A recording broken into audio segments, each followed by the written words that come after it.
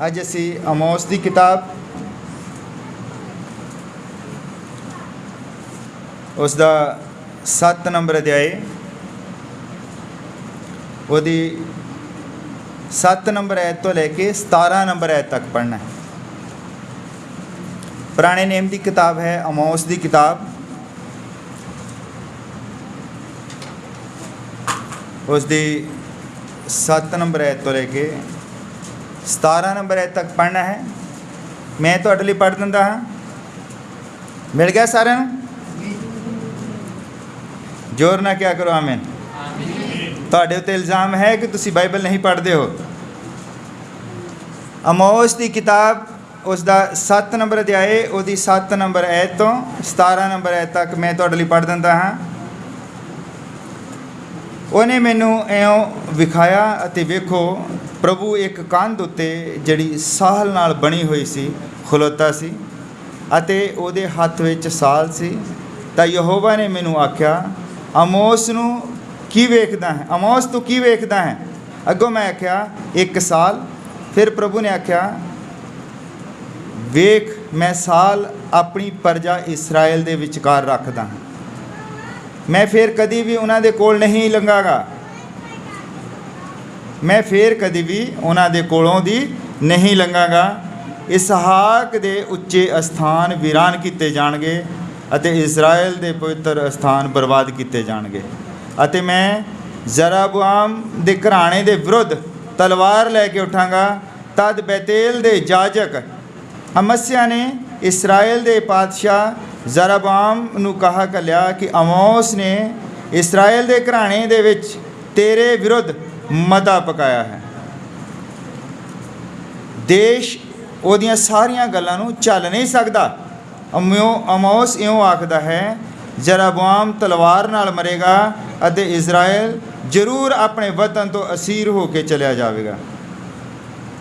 तां अमस्या ने आमोस नूं आख्या, हे दर्शन देखण वाले, जा यहूदा दे देश नूं नठ जा, उत्थे रोटी खा अते उत्थे अगाम वाच, पर बैतेल विच फिर कदे ना आवांगा बचें, क्यों जो वो पातशाह दा पवित्र स्थान अते शाही मंदिर है।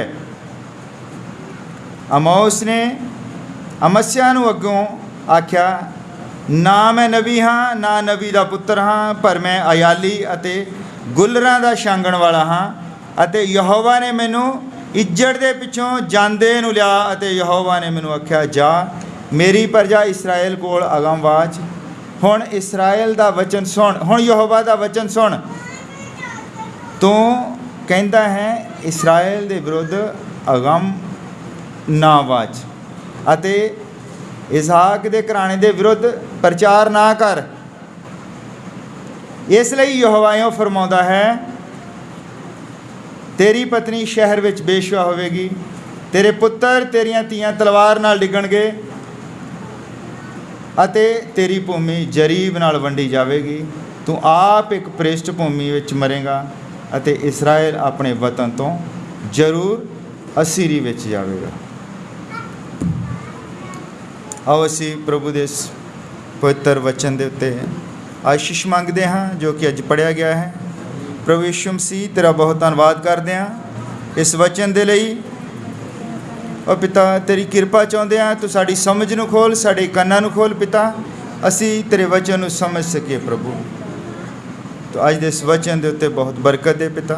तो मैनू इस्तेमाल कर, मैनू अपने कंट्रोल दे विच लै, मेरी बुद्ध नूं अपने कंट्रोल दे विच लै प्रभु। जिस तरह तू चाहता है पिता उस तरह मैनू चला, तू किरपा बना के रख। ये दुआ प्रभु यीशु मसीह के नाम विच मंगदा आमीन। हाँ तुसीं सब बैठ सकते हो।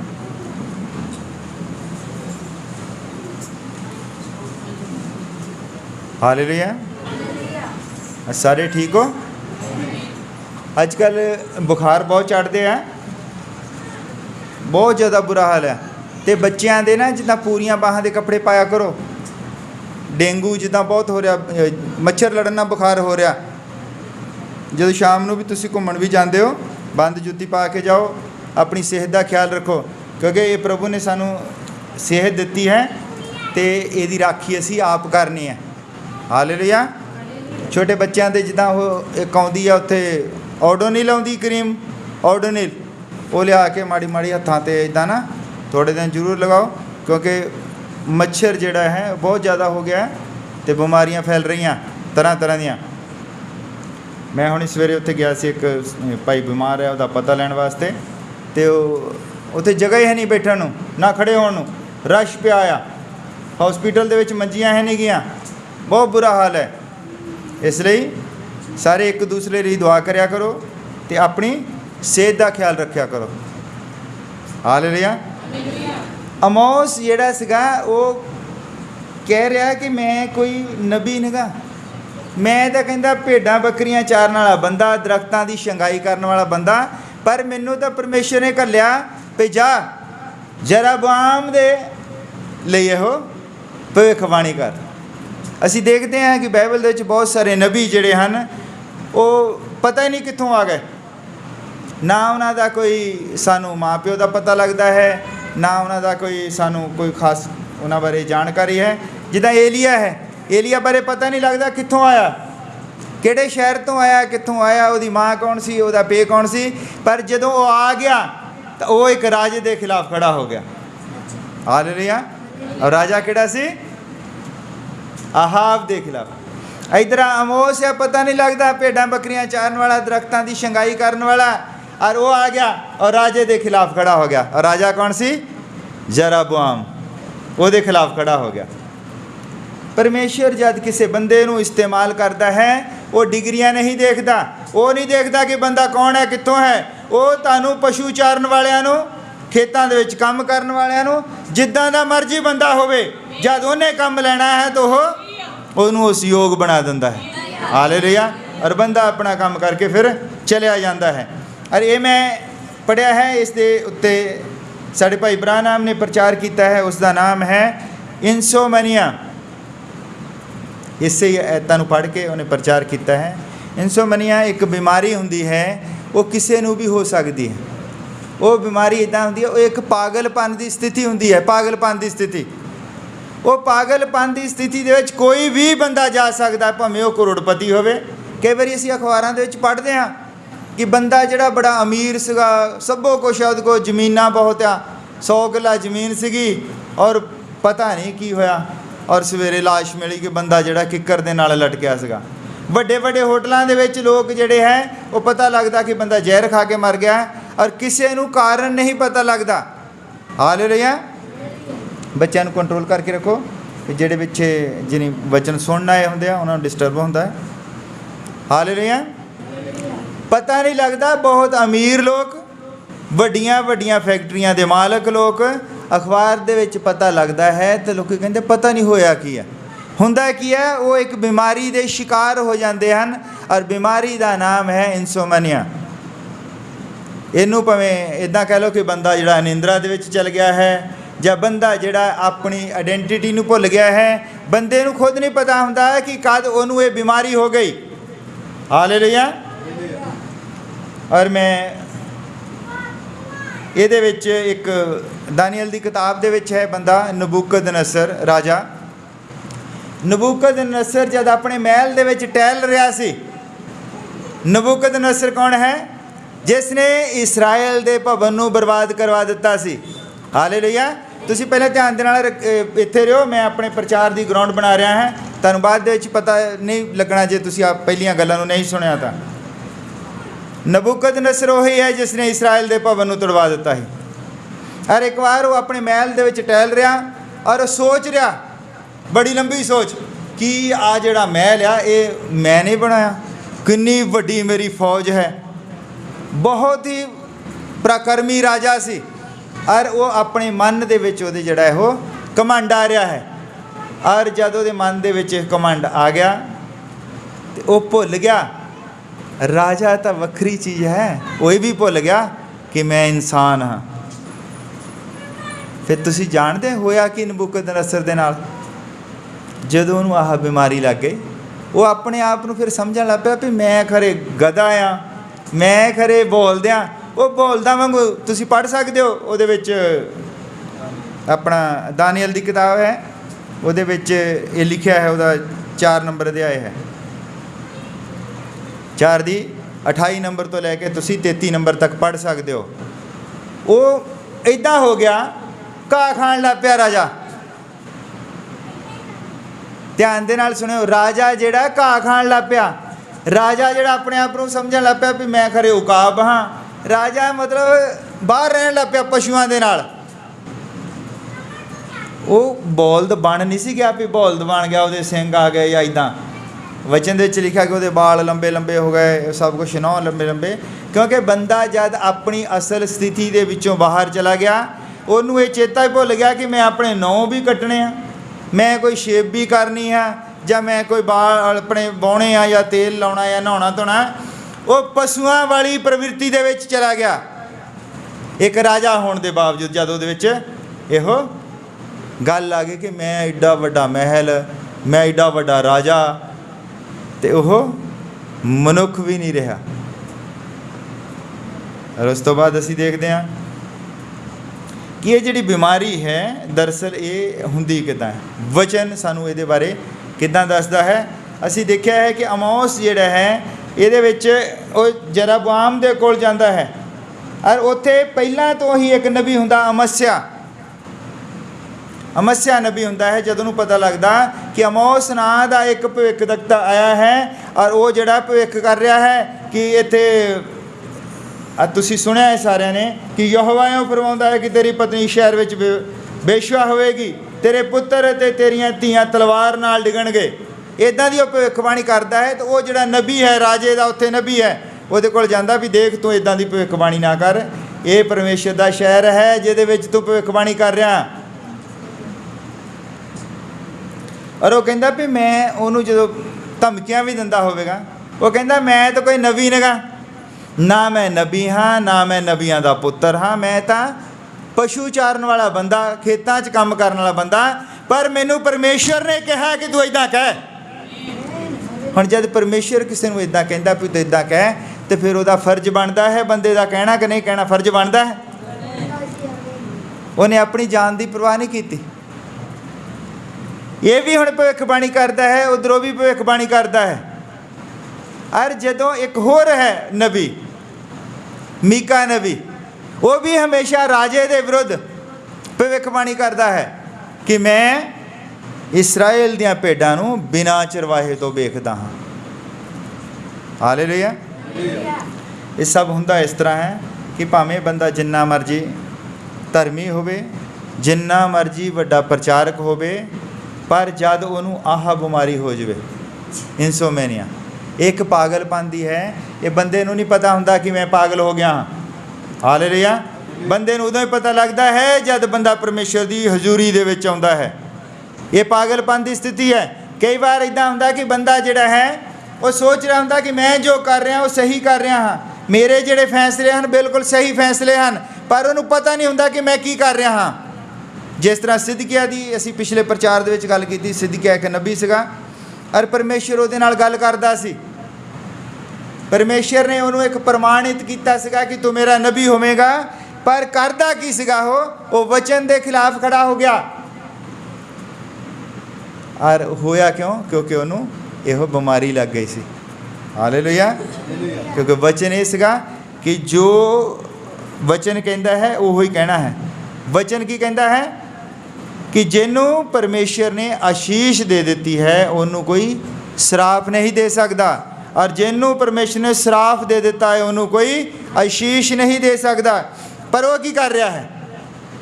ਐਡਾ ਵੱਡਾ ਨਬੀ ਇਹ ਸਭ ਕੁਝ ਜਾਣਦੇ ਹੋਏ ਉਹ ਕਰ ਕੀ ਰਿਹਾ ਹੈ? ਉਹ ਕੀ ਕਰਦਾ ਹੈ? ਆਹਾਬ ਨੂੰ, ਜਿਹਦੇ ਬਾਰੇ ਪਰਮੇਸ਼ਰ ਨੇ ਏਲੀਆ ਨੂੰ ਦੱਸਿਆ ਸੀਗਾ ਕਿ ਯੁੱਧ ਦੇ ਮੈਦਾਨ ਦੇ ਵਿੱਚ ਮਰੇਗਾ, ਕੁੱਤੇ ਇਹਦਾ ਲਹੂ ਚੱਟਣਗੇ, ਔਰ ਉਹਨੂੰ ਹੀ ਉੱਥੇ ਹੀ ਪਰਮੇਸ਼ਰ ਦਾ ਜਿਹੜਾ ਇੱਕ ਹੋਰ ਨਬੀ ਹੈ ਉਹਦਾ ਨਾਮ ਹੈ ਸਿਦਕਿਆ, ਉਹਨੂੰ ਆਸ਼ੀਸ਼ ਦੇਈ ਜਾਂਦਾ ਹੈ ਕਿ ਤੂੰ ਜਾ ਯੁੱਧ ਕਰ, ਤੂੰ ਵਿਜयी ਹੋਵੇਗਾ।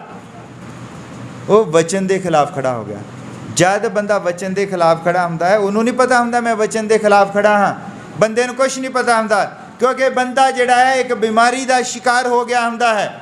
ਔਰ ਜਦ ਅਸੀਂ ਵੀ ਬਿਮਾਰੀ ਦੇ ਸ਼ਿਕਾਰ ਹੋ ਜਾਂਦੇ ਹਾਂ ਤੇ ਲੋਕਾਂ ਨੂੰ ਪਤਾ ਨਹੀਂ ਹੁੰਦਾ ਵਚਨ ਕੀ ਕਹਿ ਰਿਹਾ ਹੈ। ਜਦ ਬੰਦਾ ਸੰਗਤੀ ਦੇ ਵਿੱਚ ਆਉਂਦਾ ਹੈ ਔਰ ਉਹ ਵਚਨ ਸੁਣਦਾ ਹੈ फिर उन्होंने पता लगता है कि वचन की कह रहा है, तो फिर बंदा अपनी सही स्थिति दे विच आ जाता है। हालेलुया। हुण बहुत बार इदां हुंदा कि मैं कल उत्थे प्रचार किया कि कई जिहड़ियां लड़कियां असीं देखदे बाज़ारां दे विच कच्छे पा के तुरियां फिरदियां आ, कपड़े वाहियात जिहे पाए हुंदे आ, उन्हां नूं पता नहीं हुंदा एक बीमारी का शिकार हुंदियां हन। और जद वो भवन दे विच आउंदियां तौबा करदियां तो उन्हां नूं पता लग जाता कि असीं कपड़े किदां दे पाउणे। हालेलुया। और हमेशा ही वचन के अनुसार जीवन जीना है।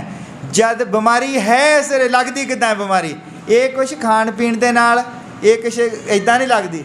जब बंदा वचन तो लांबे हो जाता है, जब बंदा जिहड़ा वचन नहीं सुनता तो वो इस बीमारी का शिकार हो जाता है। तो फिर तुसीं सोचते हो भी सारी दुनिया तो वचन सुनती नहीं गी, सारे लोग तो चर्च च आउंदे नेगे, तो ये किदां है? फिर साडे युग दे नबी ने दस्सिया कि संसार सारा ही पागलखाना है। हालेलुया। सारा ही संसार पागलखाना है। ये पागलखाना इदां है कि देखो फिल्मां जिद्दां दियां बनदियां, जिद्दां दे गीत बनदे हन, किते भी परमेश्वर की कोई महिमा वाला गीत नहीं आ, किते भी परमेश्वर के काम नहीं। गीत हुण मसीही गीत भी इदां दे आउण लग पए गए। मैं कल उत्थे दसदा सी, मैं कहा भी हुण देखो मसीही गीत हुण बड़ा दिन आ रहा ना, पिछले बड़े दिन तक गीत चलता सी, बड़ा मशहूर होया, यीशु चरनी दे विच आया देखो निक्का जिहा, अखां मोटियां ते नक उहदा तिखा जिहा। इहदे च भगती है, किदां दे गीत गाउंदे आ। तुसीं गीत जिहड़े सुणदे हो उहदे वचन के अनुसार गीत होने चाहिए हैं। जिहड़े बहुत चंगे लोग भी हैं, जिहड़े पास्टर्स लोग गीत लिखते हैं, पास्टर्स लोग गीत गाउंदे हैं, आत्मा दे नाल भर के लिखते हैं, आत्मक गीत हुंदे हैं, वो गीत सुनिया करो। आत्मिक बरकत लैनी है तो गीत जिहड़े है आत्मिक होने चाहिए हैं। ये लोग ये फिर पागलखाना तदे भाई ब्रानम ने कहा। कई बार लगता होंगे कि बंदा बहुत वधिया गल कर रहा, पर अखीर तो तुहानूं पता लगना कि होया की है। जिद्दां वूमेन डे होंदा ना, वूमेन डे औरतां दा दिवस, और उत्थे एक बंदा सी, उन्हें प्रचार करना सीगा, और उन्हें टी शर्ट इदां पाई, उहदे इत्थे मोहरे लिखिया सीगा कि प्रभु का शुक्र होवे कि उन्हें औरत नूं बनाया है। और जिद्दां स्टेज के उत्ते आउंदा भैणां लग पैंदियां ताड़ियां मारन चिकां, हालेलुया, मतलब जिद्दां असीं कहने उन्हें अपने हिसाब दे नाल ना कोई लग पैंदे नारे मारन। भैणां कहंदे देखो एडा वड्डा कलाकार, वो भी कहता है कि प्रभु का शुक्र होवे कि प्रभु ने औरत नूं बनाया। उन्हें पूरा उत्थे 15-20 मिनट प्रचार करके ना जदों जाण लग्या, और उहदी पिठ दे उत्ते पता की लिखा सी, भी जे ना औरत हुंदी तो भांडे कौन धोंदा मेरे मेरे कपड़े कौन धोंदा, मेरे कपड़े प्रेस कौन करदा। सारा सारा वो जिहड़े भैणां ने नारे लाए सीगे भी आ भी बड़ा भी वधिया, देखो अपनी शादी दे उत्ते लेके आया वूमेन डे ते, भी है की है। असल दे विच ओहदी गल नूं समझो कहना की चाहुंदा। उन्हें कहा भी देखो शुक्र है प्रभु ने औरत नूं बनाया, और वो करी गया उहदे ते गल भी बहुत वधिया भी औरत ने, प्रभु ने औरत नूं बनाया, बहुत वधिया कीता है ना सब कुछ। और जान लगा जो मुड़िया तो पिछे उन्हें लिखा सीगा अपनी उस टी शर्ट दे, टी शर्टों के उत्ते बहुत कुछ लिखा होंगे ना, जिद्दां अजकल एक बहुत मशहूर कंपनी आ, उहदे उत्ते लिखा बीइंग ह्यूमन। बीइंग ह्यूमन का मतलब है बंदे बनो, असी बंदे हाँ। भी क्यों कहने की जरूरत पई भी असी मनुख हाँ, साडे विच इंसानियत। बीइंग ह्यूमन टी शर्ट के उत्ते लिखण की क्यों जरूरत पई? क्योंकि उन्होंने भी पता लग गया भी सारे ही पागल हो गया, कोई तो होवे जिहड़ा बंदा बने। सब जानते हैं कि सारी दुनिया ही पागल हो गई है। तुहानूं पता सब तो बड़ी company T shirt being human अजे उत्ते लिखा आउंदा टी शर्ट के उत्ते, वो दसना चाहता भी बंदे बनो, किते इदां सदापुणे दे विच ही जीवन ना सारा बीत हो जाए। ये अमोस भी जराबोआम नूं इहो दस्सण आया भी तू सदाई हो गया, तैनू पता ही नहीं तू की कर रहा है, तू जिहड़ा काम कर रहा है ये परमेश्वर दे वचन दे खिलाफ है। इदां ही वो जिहड़ा है उन्हें किया नबूकदनस्सर ने। और ये लिखा है कि पर बैतल विच फेर कदे ना गम बची, क्यों जो वो पातशाह का पवित्र स्थान ते शाही मंदिर है। ये जो बैतलहम है इसराइल की राजधानी सी, जिथे वो प्रचार करता सी, आके कह रहा सीगा राजधानी दे विच। ਹੁਣ ਅਸੀਂ ਦੇਖਦੇ ਹਾਂ ਕਿ ਜਿਹੜੀ ਇਸਰਾਇਲ ਦੀ ਰਾਜਧਾਨੀ ਕਦੀ ਕੋਈ ਬਣ ਗਈ, ਕਦੀ ਕੋਈ, ਇਹ ਵੱਖਰੇ ਵੱਖਰੇ ਟਾਈਮ ਤੇ ਇਹ ਚੇਂਜ ਹੁੰਦੀ ਗਈ ਆ। ਅੱਜ ਇਸਰਾਇਲ ਦੀ ਰਾਜਧਾਨੀ ਤੈਲ ਅਵੀਵ ਹੈ ਔਰ ਬਹੁਤ ਜਲਦੀ ਉਹ ਸੋਚਦੇ ਕਿ ਅਸੀਂ ਇਸਰਾਇਲ ਦੀ ਰਾਜਧਾਨੀ ਨੂੰ ਯਰੂਸ਼ਲਮ ਦੇ ਵਿੱਚ ਸਥਾਪਿਤ ਕਰਾਂਗੇ। ਔਰ ਯਰੂਸ਼ਲਮ ਦੇ ਵਿੱਚ ਤਾਂ ਨਹੀਂ ਹੋ ਰਹੀ ਕਿਉਂਕਿ ਅੱਧਾ ਹਿੱਸਾ ਜਿਹੜਾ ਹੈ ਉਹ ਫਿਲਿਸਤੀਨ ਦੇ ਕਬਜ਼ੇ ਦੇ ਵਿੱਚ ਹੈ। ਬਾਈਬਲ ਦੇ ਅਨੁਸਾਰ ਜਿਹੜੀ ਉਹਦੀ ਰਾਜਧਾਨੀ ਹੋਣੀ ਚਾਹੀਦੀ ਹੈ ਉਹ ਯਰੂਸ਼ਲਮ ਹੈ। ਔਰ ਹੈਗੀ ਕਿਹੜੀ ਹੈ ਹੁਣ ਤੈਲ ਅਵੀਵ ਹੈ। ਔਰ ਕਿਸੇ ਟਾਈਮ ਦੇ ਵਿੱਚ ਉਹ ਬੈਤਲਹਮ ਸੀ। ਇਹ ਬਦਲੀ ਹੁੰਦੀਆਂ ਰਹਿੰਦੀਆਂ ਹਾਲੇਲੂਇਆ। ਔਰ ਇਹ ਜਿਹੜਾ ਲੋਕ ਆਉਂਦੇ ਹਨ ਨਬੀ, ਔਰ ਜਿਨ੍ਹਾਂ ਨੇ ਅਸਲ ਦੇ ਵਿੱਚ ਪ੍ਰਚਾਰ ਕੀਤਾ ਹੈ ਬਾਈਬਲ ਦਾ, ਉਹ ਨਬੀ ਜਿਹੜੇ ਕੋਈ ਵੱਡੇ ਨਬੀ ਨਹੀਂ ਸੀਗੇ। ਉਹ ਪਤਾ ਹੀ ਨਹੀਂ ਕਿੱਥੋਂ ਆ ਗਏ। ਕੋਈ ਭੇਡਾਂ ਚਾਰਦਾ। ਜਦੋਂ ਪਰਮੇਸ਼ਰ ਨੇ ਦਾਊਦ ਨੂੰ ਬਣਾਉਣਾ ਸੀਗਾ ਰਾਜਾ, ਕਿੱਥੋਂ ਚੁੱਕਿਆ? 9-10 ਸਾਲ ਦਾ ਬੱਚਾ, ਔਰ ਉਹ ਭੇਡਾਂ ਚਾਰਦਾ ਸੀ ਜੰਗਲ ਦੇ ਵਿੱਚ, ਔਰ ਉੱਥੋਂ ਬੁਲਾਇਆ ਉਹਨੂੰ। ਉਹ ਜਿਹਦੇ ਘਰ ਜਦੋਂ ਸੈਮੂਅਲ ਨਬੀ ਆਇਆ, ਔਰ ਉੱਥੇ ਹੋਰ ਵੀ ਸੀਗੇ ਉਹਦੇ ਭਰਾ, 7 ਭਰਾ, ਔਰ ਬੜੇ ਉੱਚੇ ਉੱਚੇ ਲੰਬੇ। ਪਰ ਉਹ ਕਹਿੰਦਾ ਜਦੋਂ ਪਹਿਲਾ ਪਾਇਆ, ਉਹ ਕਹਿੰਦਾ ਵੀ ਮੈਂ ਤੇਰੇ ਪਰਿਵਾਰ ਦੇ ਵਿੱਚੋਂ ਇੱਕ ਰਾਜਾ ਚੁਣਨਾ ਹੈ। ਉਹ ਆਪਣੇ ਸਭ ਤੋਂ ਵੱਡੇ ਲੜਕੇ ਨੂੰ ਬੁਲਾਉਂਦਾ ਜਿਹੜਾ ਜਵਾਨ ਸੀ, ਔਰ ਉਹ ਕਹਿੰਦਾ ਨਹੀਂ ਇਹ ਨਹੀਂ। ਫਿਰ ਦੂਜੇ ਨੂੰ ਬੁਲਾਉਂਦਾ, ਤੀਜੇ ਨੂੰ ਬੁਲਾਉਂਦਾ। ਜਦੋਂ 7 ਆ ਗਏ ਕਹਿੰਦਾ ਵੀ ਨਹੀਂ। ਉਹ ਕਹਿੰਦਾ ਫਿਰ ਤੂੰ ਸ਼ਾਇਦ ਗਲਤੀ ਦੇ ਵਿੱਚ ਆ, ਤੇ ਫਿਰ ਹੋਰ ਤਾਂ ਮੇਰੇ ਲੜਕਾ ਹੈ ਹੀ ਨਹੀਂ ਕੋਈ ਇਸ ਯੋਗ। ਉਹ ਕਹਿੰਦਾ ਨਹੀਂ ਤੇਰਾ ਕੋਈ ਹੋਰ ਲੜਕਾ ਹੈ ਹੀ ਨਹੀਂ। ਇਹਨੇ ਕਹਿੰਦਾ ਇੱਕ ਹੈਗਾ, ਉਹ ਤਾਂ ਕਹਿੰਦਾ ਉਹ ਵਿਚਾਰਾ ਗਿਣਤੀ 'ਚ ਵੀ ਨਹੀਂ ਸੀ। ਕਹਿੰਦਾ ਉਹ ਤਾਂ ਉੱਥੇ ਭੇਡਾਂ ਬੱਕਰੀਆਂ ਚਾਰਦਾ ਹੋਣਾ, ਐਡਾ ਜਿੱਦਾਂ ਛੋਟੇ ਛੋਟੇ ਲੜਕੇ ਆ। ਉਹਨੇ ਬਸ ਇਹਦੇ ਦਾਊਦ ਦੀਆਂ ਫੋਟੋਆਂ ਦੇਖਦੇ ਬਚਪਨ ਦੀਆਂ, ਜ਼ਿਆਦਾਤਰ ਇੱਦਾਂ ਹੀ ਨੰਗਾ ਜਿਹਾ ਹੀ ਕੱਛਾ ਜਿਹਾ ਪਾਇਆ ਹੁੰਦਾ, ਇੱਦਾਂ ਹੀ ਨਾ ਦੌੜਾ ਫਿਰਦਾ। ਅਤੇ ਉਹ ਕਹਿੰਦਾ ਉਹਨੇ ਕਹਿੰਦਾ ਉਹ ਤਾਂ ਨਿੱਕਾ ਜਿਹਾ, ਉਹਦਾ ਨਹੀਂ। ਕਹਿੰਦਾ ਚਲੋ ਤੂੰ ਬੁਲਾ ਸਹੀ। ਔਰ ਜਿੱਦਾਂ ਹੀ ਉਹਨੂੰ ਬੁਲਾਉਂਦੇ ਆ, ਉਹ ਵਿਚਾਰਾ ਲਿਬੜਿਆ ਵਾਲ ਭੇਡਾਂ ਚਾਰ ਕੇ ਉੱਥੇ ਦੌੜਾ ਆਉਂਦਾ। ਔਰ ਜਿੱਦਾਂ ਹੀ ਉਹ ਦਰਵਾਜ਼ੇ 'ਚੋਂ ਐਂਟਰੀ ਹੁੰਦਾ ਹੈ, ਨਾਲ ਹੀ ਪਰਮੇਸ਼ਰ ਦਾ ਨਬੀ ਉੱਠ ਕੇ ਖੜਾ ਹੋ ਜਾਂਦਾ। ਕਹਿੰਦਾ ਇਹ ਹੈ ਉਹ ਰਾਜਾ ਜਿਹਨੂੰ ਪਰਮੇਸ਼ਰ ਨੇ ਚੁਣਿਆ ਹੈ। ਪਰਮੇਸ਼ਰ ਬੰਦੇ ਦੀ ਡੀਲ ਡੋਲ ਨਹੀਂ ਦੇਖਦਾ ਕਿ ਬੰਦਾ ਕਿੱਡਾ ਉੱਚਾ ਲੰਬਾ ਜਾਂ ਬੰਦਾ ਕਿੱਦਾਂ। ਪਰਮੇਸ਼ਰ ਇੱਦਾਂ ਕੁਛ ਨਹੀਂ ਦੇਖਦਾ। ਪਰਮੇਸ਼ਰ ਜਿਹਨੂੰ ਮਰਜ਼ੀ ਦੇਖ ਲੈਂਦਾ, ਉਹਦੇ ਵਿੱਚ ਆ ਕੇ ਵੜਦਾ ਅਤੇ ਉਹਨੂੰ ਫਿਰ ਉਹ ਰਾਜਾ ਬਣਾ ਦਿੰਦਾ। ਜਦੋਂ ਪਰਮੇਸ਼ਰ ਆਪਣੀ ਪਾਵਰ ਦੇ ਦਿੰਦਾ ਫਿਰ ਉਹਨੂੰ। ਨਹੀਂ ਤਾਂ 9 ਸਾਲ ਦਾ ਬੱਚਾ ਜਿਹੜਾ ਹੈ, ਉਹ ਜਦੋਂ ਨੇ ਗੋਲੀਅਤ ਨੂੰ ਮਾਰਿਆ, ਉਹਦੀ ਉਮਰ 12 ਸਾਲ ਦੀ ਸੀ। 12 ਸਾਲ ਦਾ ਸੀ ਜਦੋਂ ਉਹਨੇ ਗੋਲੀਅਤ ਨੂੰ ਮਾਰਿਆ। 9 ਸਾਲ ਦੀ ਉਮਰ ਦੇ ਵਿੱਚ ਹੀ ਉਹਦੇ ਉੱਤੇ ਹੱਥ ਰੱਖ ਦਿੱਤਾ ਸੀਗਾ ਪਰਮੇਸ਼ਰ ਨੇ। ਪਰਮੇਸ਼ਰ ਤੁਹਾਡੀ ਡੀਲ ਡੋਲ ਨਹੀਂ ਦੇਖਦਾ। ਪਰਮੇਸ਼ਰ ਨਹੀਂ ਦੇਖਦਾ ਕਿ ਬੰਦਾ ਜਿਹੜਾ ਵੀ ਕਿੰਨਾ ਪੜ੍ਹਿਆ ਲਿਖਿਆ ਜਾਂ ਕੁਛ ਹੈ। ਪਰਮੇਸ਼ਰ ਜਿਹਨੂੰ ਇਸਤੇਮਾਲ ਕਰਦਾ, ਜਿੱਦਾਂ ਆਮੋਸ ਨਬੀ ਸੀ। ਆਮੋਸ ਨਬੀ ਜਿਹੜਾ ਉੱਦਾਂ ਭੇਡਾਂ ਬੱਕਰੀਆਂ ਚਾਰਨ ਵਾਲਾ ਦਰਖਤ ਛਾਂਗਦਾ ਹੁੰਦਾ ਸੀ। ਜਿੱਦਾਂ ਅੱਜ ਕੱਲ੍ਹ ਨਹੀਂ ਪਿਪਲਰ ਛਾਂਗਦੇ ਉਹ ਆਰੀ ਲੈ ਕੇ, ਪਹਿਲਾਂ ਗੁੱਲਰ ਦੇ ਦਰਖਤ ਛਾਂਗਦੇ ਹੁੰਦੇ ਸੀ। ਉਹ ਦਰਖਤ ਛਾਂਗਣ ਵਾਲਾ ਬੰਦਾ, ਔਰ ਪਰਮੇਸ਼ਰ ਨੇ ਉਹਨੂੰ ਉੱਥੋਂ ਚੁੱਕ ਕੇ ਲਿਆਂਦਾ। ਪਰਮੇਸ਼ਰ ਜਦੋਂ ਵੀ ਕਿਸੇ ਚੀਜ਼ ਨੂੰ ਇਸਤੇਮਾਲ ਕਰਦਾ, ਸਭ ਤੋਂ ਛੋਟੀ ਚੀਜ਼ ਨੂੰ ਇਸਤੇਮਾਲ ਕਰਦਾ ਹੈ। ਪ੍ਰਭੂ ਯਿਸੂ ਮਸੀਹ ਜਦ ਆਇਆ, ਸਭ ਤੋਂ ਛੋਟੇ ਨਗਰ ਦੇ ਵਿੱਚ ਆਇਆ। ਵਚਨ ਦੇ ਵਿੱਚ ਲਿਖਿਆ, ਯਹੂਦਾ ਤੂੰ ਸਭ ਤੋਂ ਛੋਟਾ ਹੈ। ਹਾਲੇਲੂਇਆ।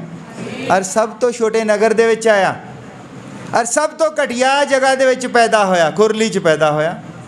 ਔਰ ਖਾਣਾ ਖਾਣ ਕਿਹਦੇ ਘਰ ਜਾਂਦਾ? ਸਭ ਤੋਂ ਛੋਟੇ ਕੱਦ ਦਾ ਬੰਦਾ, ਸਭ ਤੋਂ ਛੋਟੇ ਕੱਦ ਦਾ ਬੰਦਾ, ਜੱਕੀ ਦੇ ਘਰ ਜਾਂਦਾ ਉਹ।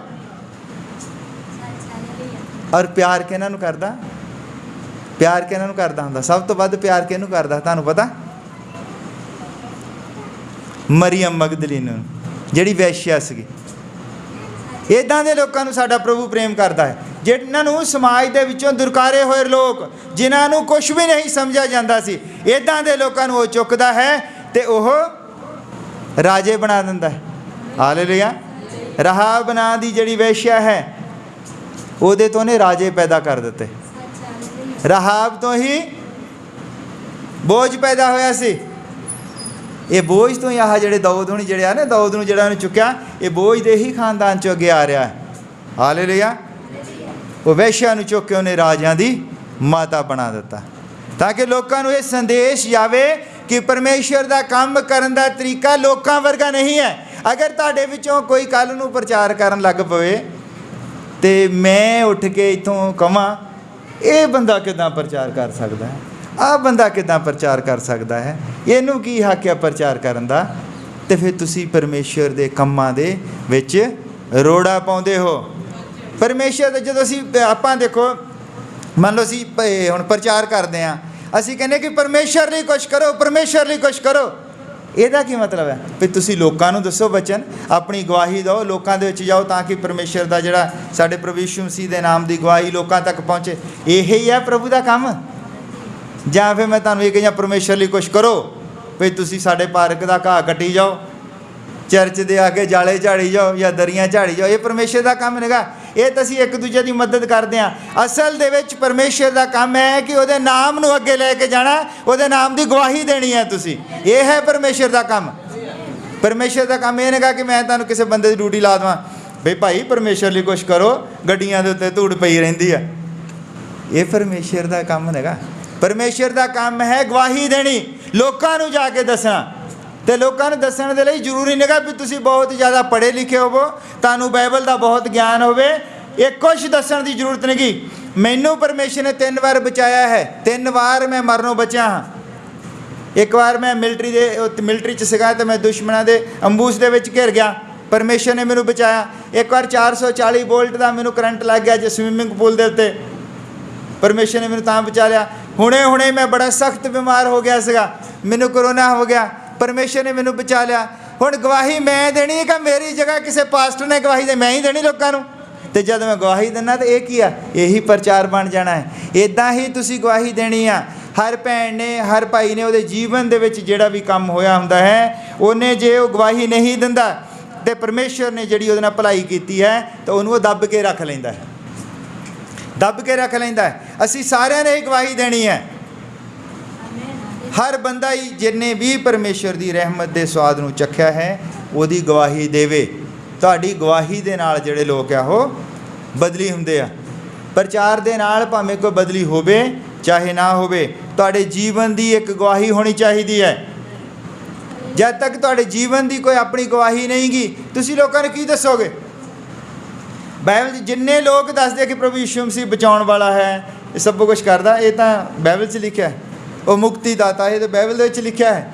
ਜੇ ਉਹਦੇ ਵਿੱਚ ਲਿਖਿਆ ਹੈ ਕਿ ਉਹ ਬਿਮਾਰਾਂ ਨੂੰ ਚੰਗਾ ਕਰਨ ਵਾਲਾ ਹੈ, ਜਦ ਤੱਕ ਤੁਸੀਂ ਬਿਮਾਰ ਨਹੀਂ ਹੁੰਦੇ ਹੋ, ਅਸੀਂ ਬਿਮਾਰ ਹੁੰਦੇ ਹਾਂ ਕਈ ਵਾਰੀ, ਪਰਮੇਸ਼ਰ ਦੀ ਮਹਿਮਾ ਉਹਦੇ 'ਚ ਹੋਣੀ ਹੁੰਦੀ ਹੈ। ਜਿੱਦਾਂ ਇੱਕ ਬੱਚਾ ਜਿਹੜਾ ਉੱਥੇ ਅੰਨਾ ਪੈਦਾ ਹੋਇਆ ਸੀਗਾ ਔਰ ਪ੍ਰਭੂ ਯਿਸੂ ਮਸੀਹ ਜਦ ਉਸ ਨੂੰ ਅੱਖਾਂ ਦਿੰਦਾ ਹੈ ਤਾਂ ਉਹਦੇ ਵਿੱਚ ਉਹ ਪੁੱਛਦੇ ਵੀ ਇਹਦਾ ਕੀ ਕਸੂਰ ਸੀ, ਜਾਂ ਇਹਦੇ ਮਾਂ ਪਿਓ ਨੇ ਕੋਈ ਕਸੂਰ ਕੀਤਾ ਹੋਊਗਾ, ਇਹ ਅੰਨਾ ਕਿਉਂ ਹੈ? ਪ੍ਰਭੂ ਯਿਸੂ ਮਸੀਹ ਕਹਿੰਦਾ ਨਾ ਇਹਦਾ ਕੋਈ ਕਸੂਰ ਹੈ, ਨਾ ਇਹਦੇ ਮਾਂ ਪਿਓ ਨੇ ਕੋਈ ਪਾਪ ਕੀਤਾ। ਇਹ ਇਸ ਲਈ ਅੰਨਾ ਹੈ ਕਿ ਪਰਮੇਸ਼ਰ ਦੀ ਮਹਿਮਾ ਨੂੰ ਲੋਕ ਦੇਖਣ, ਤਾਂ ਪ੍ਰਭੂ ਯਿਸੂ ਮਸੀਹ ਨੂੰ ਅੱਖਾਂ ਦੇ ਦਿੰਦਾ ਹੈ। ਹਾਲੇਲੂਇਆ। ਜੇ ਅੱਜ ਤੁਸੀਂ ਬਿਮਾਰ ਹੁੰਦੇ ਹੋ, ਇਹ ਜ਼ਰੂਰੀ ਨਹੀਂ ਹੈ। ਹੋ ਸਕਦਾ ਕਿ ਪ੍ਰਭੂ ਦਾ ਹੁਣ ਕੋਈ ਕੰਮ ਹੋਣ ਵਾਲਾ ਹੈ। ਤੁਸੀਂ ਹੋ ਸਕਦਾ 20 ਸਾਲ ਬਿਮਾਰ ਰਹੋ, 25 ਸਾਲ ਬਿਮਾਰ ਰਹੋ। ਜਿਸ ਤਰ੍ਹਾਂ ਸਾਰਾ ਸੀਗੀ, 25 ਸਾਲ ਬਾਅਦ ਪਰਮੇਸ਼ਰ ਨੇ ਉਸ ਨੂੰ ਬੱਚਾ ਦਿੱਤਾ। 25 ਸਾਲ ਬਾਅਦ ਉਹਨੇ ਜਾਣ ਕੇ ਉਸ ਨੂੰ ਪਹਿਲਾਂ ਉਹਦੀ ਕੁੱਖ ਨੂੰ ਰੋਕ ਛੱਡਿਆ, ਔਰ ਉਹ ਜੇ 2 ਸਾਲ ਬਾਅਦ, 4 ਸਾਲ ਬਾਅਦ, 5 ਸਾਲ ਬਾਅਦ, 10 ਸਾਲ, 15 ਸਾਲ ਬਾਅਦ ਕਹਿ ਸਕਦੀ ਹੁਣ ਨਹੀਂ, ਹੁਣ ਖਤਮ ਹੈ ਕਹਾਣੀ, ਹੁਣ ਤਾਂ ਕੁਛ ਨਹੀਂ ਹੋਣਾ ਹੈ ਨਾ। ਪਰ ਉਹਨੇ ਬੈਠੀ ਰਹੀ ਆਸ ਦੇ ਨਾਲ, ਵਿਸ਼ਵਾਸ ਦੇ ਨਾਲ ਕਿ ਜੇ ਉਹਨੇ ਕਿਹਾ ਹੈ ਤਾਂ ਉਹ ਜ਼ਰੂਰ ਕਰੇਗਾ। ਹੋਇਆ ਕਿ 25 ਸਾਲ ਬਾਅਦ ਪਰਮੇਸ਼ਰ ਨੇ ਉਸ ਨੂੰ ਪੁੱਤਰ ਦਿੱਤਾ, ਔਰ ਉਹਦਾ ਨਾਂ ਕੀ ਸੀ? ਇਸਹਾਕ। ਔਰ ਕਿੱਦਾਂ ਦਾ ਪੁੱਤਰ ਦਿੱਤਾ ਕਿ ਜਦ ਅਬਰਾਹਮ ਤੋਂ ਪਰਮੇਸ਼ਰ ਨੇ ਬਲੀ ਮੰਗ ਲਈ, ਕਹਿੰਦਾ ਮੈਨੂੰ ਇਸ ਲੜਕੇ ਦੀ ਬਲੀ ਚਾਹੀਦੀ ਹੈ, ਔਰ ਉਸ ਲੜਕੇ ਨੂੰ ਉਹ ਲੈ ਕੇ ਜਾਂਦਾ ਹੈ, ਉਹਦੇ ਉੱਤੇ ਹੀ ਬਾਲਣ ਲਾ ਦਿੰਦਾ ਹੈ। ਔਰ ਜਿੱਦਾਂ ਹੀ ਉਸਨੇ ਉਹਨੂੰ ਬਲੀ ਦੇਣ ਦੇ ਲਈ ਤਲਵਾਰ ਚੱਕੀ, ਔਰ ਪਰਮੇਸ਼ਰ ਨੇ ਰੋਕਤਾ, ਕਹਿੰਦਾ ਅਬਰਾਹਮ ਰੁਕ ਜਾ, ਬਲੀ ਤਿਆਰ ਹੈ। ਹਾਲੇਲੂਇਆ। ਫਿਰ ਪਰਮੇਸ਼ਰ ਨੇ ਉਹਦੇ ਲਈ ਬੰਦੋਬਸਤ ਕੀਤਾ, ਔਰ ਦੇਖਿਆ ਤੇ ਝਾੜੀ ਦੇ ਵਿੱਚ ਲੇਲਾ ਬੱਧਾ ਪਿਆ ਸੀ। ਹਾਲੇਲੂਇਆ। ਪਰਮੇਸ਼ਰ ਜ਼ਰੂਰੀ ਨਹੀਂ ਪਿਆ ਤੁਹਾਨੂੰ ਮਾਰਨ ਲਈ ਆਇਆ ਹੈ। ਤੁਹਾਨੂੰ ਬਿਮਾਰੀ ਹੋ ਸਕਦੀ ਬਹੁਤ ਭਿਆਨਕ ਬਿਮਾਰੀ ਹੋਵੇ, ਜਦ ਡਾਕਟਰ ਫੇਲ ਹੋ ਜਾਣ, ਡਾਕਟਰ ਕਹਿੰਦੇ ਨੇ ਵੀ ਅੱਜ ਦੀ ਰਾਤ ਹੀ ਹੈ। ਮੇਰੇ ਬਾਰੇ ਡਾਕਟਰ ਕਹਿੰਦੇ ਜੀ ਅੱਜ ਦੀ ਰਾਤ ਹੀ ਆ। ਸਾਹ ਬੰਦ ਹੋ ਜਾਂਦਾ ਸੀ ਮੇਰਾ, 1-1 ਘੰਟਾ ਸਾਹ ਨਹੀਂ ਸੀ ਹੁੰਦਾ। ਡਾਕਟਰ ਕਹਿੰਦੇ ਬਸ ਅੱਜ ਦੀ ਰਾਤ ਹੀ ਆ। ਔਰ ਪ੍ਰਭੂ ਫਿਰ ਦੇਖਦਾ ਰਿਹਾ, ਫਿਰ ਜਦੋਂ ਸਾਰੇ ਕਹਿੰਦੇ ਵੀ ਹੁਣ ਖਤਮ ਹੈ ਕਹਾਣੀ, ਹੁਣ ਨਹੀਂ, ਅੱਜ ਦੀ ਰਾਤ ਹੈ, ਫਿਰ ਪ੍ਰਭੂ ਯਿਸੂ ਮਸੀਹ ਸੀਨ ਦੇ ਉੱਤੇ ਆਇਆ। ਹਾਲੇਲੂਇਆ। और हॉस्पिटल ਦੇ ਵਿੱਚ ਫਿਰ ਸਿਲੰਡਰ ਫਟ ਗਿਆ और उन्हें कहा बंदा गैसां दे नाल ठीक नहीं हुंदा, बंदा मेरे वचन दे नाल ठीक हुंदा है। हालेलुया। और उन्हें उठा के खड़ा कर दिता। तुहाडे विच भी बीमार हो सकते हैं, हौसला नहीं छड्डना कदी भी। हर हाल दे विच परमेश्वर दा धन्नवाद करो। हर हाल दे विच जे तुसी बीमार हो तो तुसी धन्नवाद करो कि प्रभु मैं ਪ੍ਰੀਖਿਆ ਦੇ ਵਿੱਚ हाँ तो मैनू पता है तू मेरे नाल कुछ वधिया करन जा रहा। जब तुहाडे दिमाग दे विच इहो ख्याल आवेगा नाल ही ओह बीमारी जिहड़ी तुहानूं छड्ड के चली जावेगी। हालेलुया। और इहदे विच लिखिआ कि जो परमेश्वर दे ये पातशाह दा पवित्र स्थान है अते शाही मंदिर है। ये जिहड़ा मंदिर है, इस मंदिर दी उसारी दी गल पिछे असीं सुनिआ, साडे भाई प्रचार कर रहे सन मंदिर दी उसारी दे उत्ते कि परमेश्वर दा भवन बनाउण दा समा। हुण देखो कि बंदा जिस चीज़ बारे सोचता रहिंदा हुंदा वो प्रचार भी उस तरह का हो जाता ना। जे हुण मैं किसी कोई चीज़ कोई काम करना चाहता, मेरे दिमाग दे विच हमेशा वो ख्याल बने रहिंदे आ ते मैं फिर प्रचार ही करना हो भी इस चीज़ का समा है, परमेश्वर का भवन बनाउण दा समा। पर ठीक है तुसीं लैंदे हो पर उहदी जानकारी तो रखो कि वह भवन किद्दां बनिया, किहड़े हालातां 'च बनिया, की होया। साडा भाई उत्थे प्रचार कर रहा, मेरा आदरणीय पास्टर साडा पास्टर है, उन्हें उहदे च कहा कि परमेश्वर का भवन जिहड़ा 23 दिनां दे विच बन के तैयार हो गया। जिहड़ा 16 साल तो वीरान पिया सीगा नीआं तरीआं 23 दिनां दे विच बन के तैयार हो गया। और मैं प्रचार सुन रहा सी, जो मैं प्रचार सुन रहा तो प्रचार करते करते भाई कहता तुसी जानना चाहते हो, तुसी जानना चाहते हो। उन्होंने प्रचार किया हजई की किताब के उत्ते भी हजई जिहड़ा सीगा वो आउंदा कहंदा कि परमेश्वर का भवन बनाउण दा टाइम है। तो लोग कहंदे नहीं हजे टाइम नहींगा, कहंदा फिर तुहाडा घरां दे विच रहण दा टाइम है। कहंदे जदों उन्हें लोकां नूं हकीकत तो जाणू करवाया, लोकां नूं जदों प्रचार किया तो होया कि परमेश्वर का भवन जिहड़ा आ वो कहंदे 23 दिनां दे विच बन के तैयार हो गया। और जिद्दां ही 23 दिनां दे विच उन्हें कहा मैं क्या भी ये किद्दां। और वो प्रचार करते करते क्या पता की रहे, कहते लोग बाइबल नहीं पढ़ते, लोग डल हैं, लोगों को पता नहीं बाइबल दे विच की लिखा है। और बड़ा जोर दे नाल सानू कह रहे, कहते उत्थे लोग बड़े हालेलुया कहते आमन कहते आ, वो लोग तो बेचारे बाइबल पढ़ते ही नहीं। साढ़े लोगों को कहते भी लोग बाइबल नहीं पढ़ते। असीं कहा चलो कोई नहीं। पर मैं तुहानूं दसना चाहता है कि परमेश्वर का भवन जिहड़ा जद सुलेमान ने बनवाया, मैतां भी नोट कीतियां मैं, क्योंकि मैं बाइबल पढ़दा। जब पहली बारी सुलेमान का भवन बनया उन्होंने 7 साल लगे, क्योंकि समान सारा तैयार सीगा।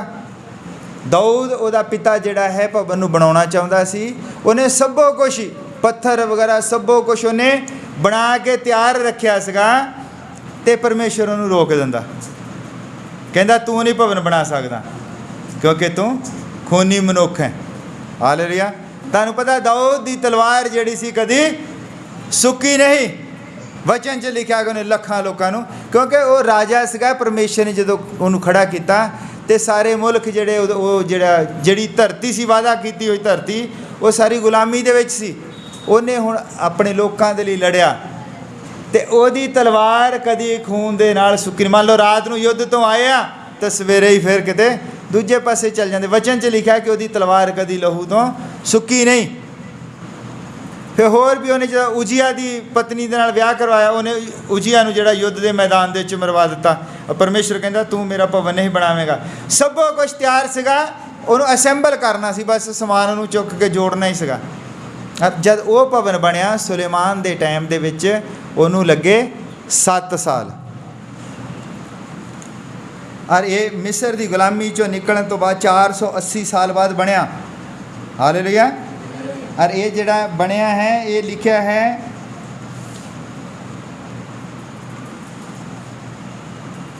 पहला राजा वह 6 नंबर अध्याय वही 38 नंबर आयत दे विच लिखा है कि वह भवन 7 साल दे विच बन के तैयार होया। नंबर 2 फिर वो जिहड़ा भवन सीगा वो नबूकदनसर उन्हें उन्होंने तुड़वा दिता, अग ला दी, साड़ दिता, सबो कुछ वो चुक के लै गए समान। उस समान बहुत सीगा, ਜਿਹੜੇ था सोना चांदी बहुत, ਉਹਦੇ ਜਿਹੜੇ थंब भी ਸੀਗੇ ਉਹਨਾਂ ਨੂੰ ਸੋਨਾ ਚੜਿਆ ਹੁੰਦਾ ਸੀ, ਉਹਨੇ ਉਹ ਸੋਨਾ ਸਾਨਾ ਸਭ ਕੁਛ ਲਾ ਕੇ ਲੈ ਗਏ, ਉਜਾੜ ਦਿੱਤਾ। ਪਿੱਤਲ ਦੇ ਵੱਡੇ ਵੱਡੇ ਹੌਦ ਸੀਗੇ ਜਿਹਦੇ ਵਿੱਚ ਉਹ ਧੋਂਦੇ ਹੁੰਦੇ ਸੀ। ਉਹ ਆ ਜਿਹੜਾ ਸਾਡਾ ਕਮਰਾ ਇਹਦੇ ਨਾਲੋਂ ਵੱਡੇ ਵੱਡੇ ਪਿੱਤਲ ਦੇ ਉਹ ਰੱਖੇ ਹੁੰਦੇ ਸੀ, ਹੌਦ ਬਣਾਏ ਹੋਏ ਪਿੱਤਲ ਦੇ ਪਤੀਲੇ, ਉਹ ਸਭੋ ਕੁਛ ਚੱਕ ਕੇ ਲੈ ਗਏ। ਬਾਕੀ ਭਵਨ ਨੂੰ ਉਹਨਾਂ ਨੇ ਅੱਗ ਲਾ ਦਿੱਤੀ। ਔਰ ਇਹਦੇ ਵਿੱਚ ਮੈਂ ਤੁਹਾਨੂੰ ਦੱਸਣਾ ਚਾਹੁੰਦਾ ਹਾਂ ਕਿ ਹੋਇਆ ਕਿ ਇੱਕ ਬਾਈਬਲ ਦੇ ਵਿੱਚ ਮੈਂ ਤੁਹਾਨੂੰ ਥੋੜ੍ਹਾ ਲੈ ਕੇ ਜਾਣਾ, ਕਿਉਂਕਿ ਬਾਈਬਲ ਅਸੀਂ ਪੜ੍ਹਦੇ ਹਾਂ। ਮੈਂ ਚਾਹੁੰਦਾ ਕਿ ਬਾਈਬਲ ਦਾ ਅਸੀਂ ਪ੍ਰਚਾਰ ਕਰ ਦਈਏ ਥੋੜ੍ਹਾ ਜਿਹਾ ਅੱਜ। ਇਹਦੇ ਵਿੱਚ ਜਿਹੜੀ ਇੱਕ ਕਿਤਾਬ ਹੈ ਉਹਦਾ ਨਾਮ ਹੈ ਹਜਈ ਦੀ ਕਿਤਾਬ।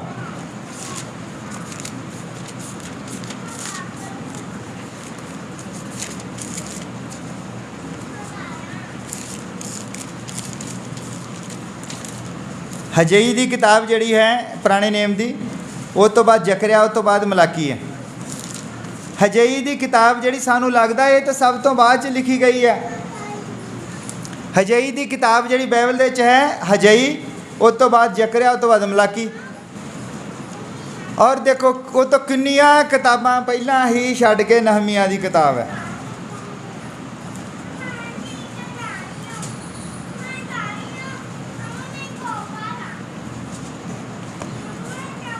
ਨਹਮੀਆ ਦੀ ਕਿਤਾਬ। ਮੈਂ ਤੁਹਾਨੂੰ ਤਾਂ ਕਹਿੰਦਾ ਕਿ ਤੁਹਾਨੂੰ ਬਾਈਬਲ ਪੜ੍ਹਨੀ ਪੈਣੀ ਆ। ਤੁਹਾਡੇ ਉੱਤੇ ਇਲਜ਼ਾਮ ਹੈ ਕਿ ਤੁਸੀਂ ਬਾਈਬਲ ਨਹੀਂ ਪੜ੍ਹਦੇ। ਦੂਜੀਆਂ ਚਰਚਾਂ ਦੇ ਵਿੱਚ ਪ੍ਰਚਾਰ ਹੁੰਦਾ ਕਿ ਉੱਥੇ ਭਾਈ ਰਾਜਕੁਮਾਰ ਹੋਣਾ ਦੀ ਬਾਈਬਲ ਦੇ ਵਿੱਚ ਉਹਦੇ ਚਰਚ 'ਚ ਲੋਕੀ ਬਾਈਬਲ ਨਹੀਂ ਪੜ੍ਹਦੇ। ਜਿਹੜੀ ਨਹਮੀਆ ਦੀ ਕਿਤਾਬ ਹੈ ਇਹ ਅਜਰਾ ਤੋਂ ਬਾਅਦ ਹੈ। ਇਹ ਦੇਖੋ ਕਿੱਥੇ ਹੈ, ਇਹ ਬਾਈਬਲ ਦੇ ਵਿੱਚ ਮੇਰੀ ਜਿਹੜੀ ਬਾਈਬਲ ਹੈ ਇਹਦੇ 'ਚ ਲਿਖਿਆ 600 ਕਿੰਨੇ ਪੇਜ ਦੇ ਉੱਤੇ ਹੈ।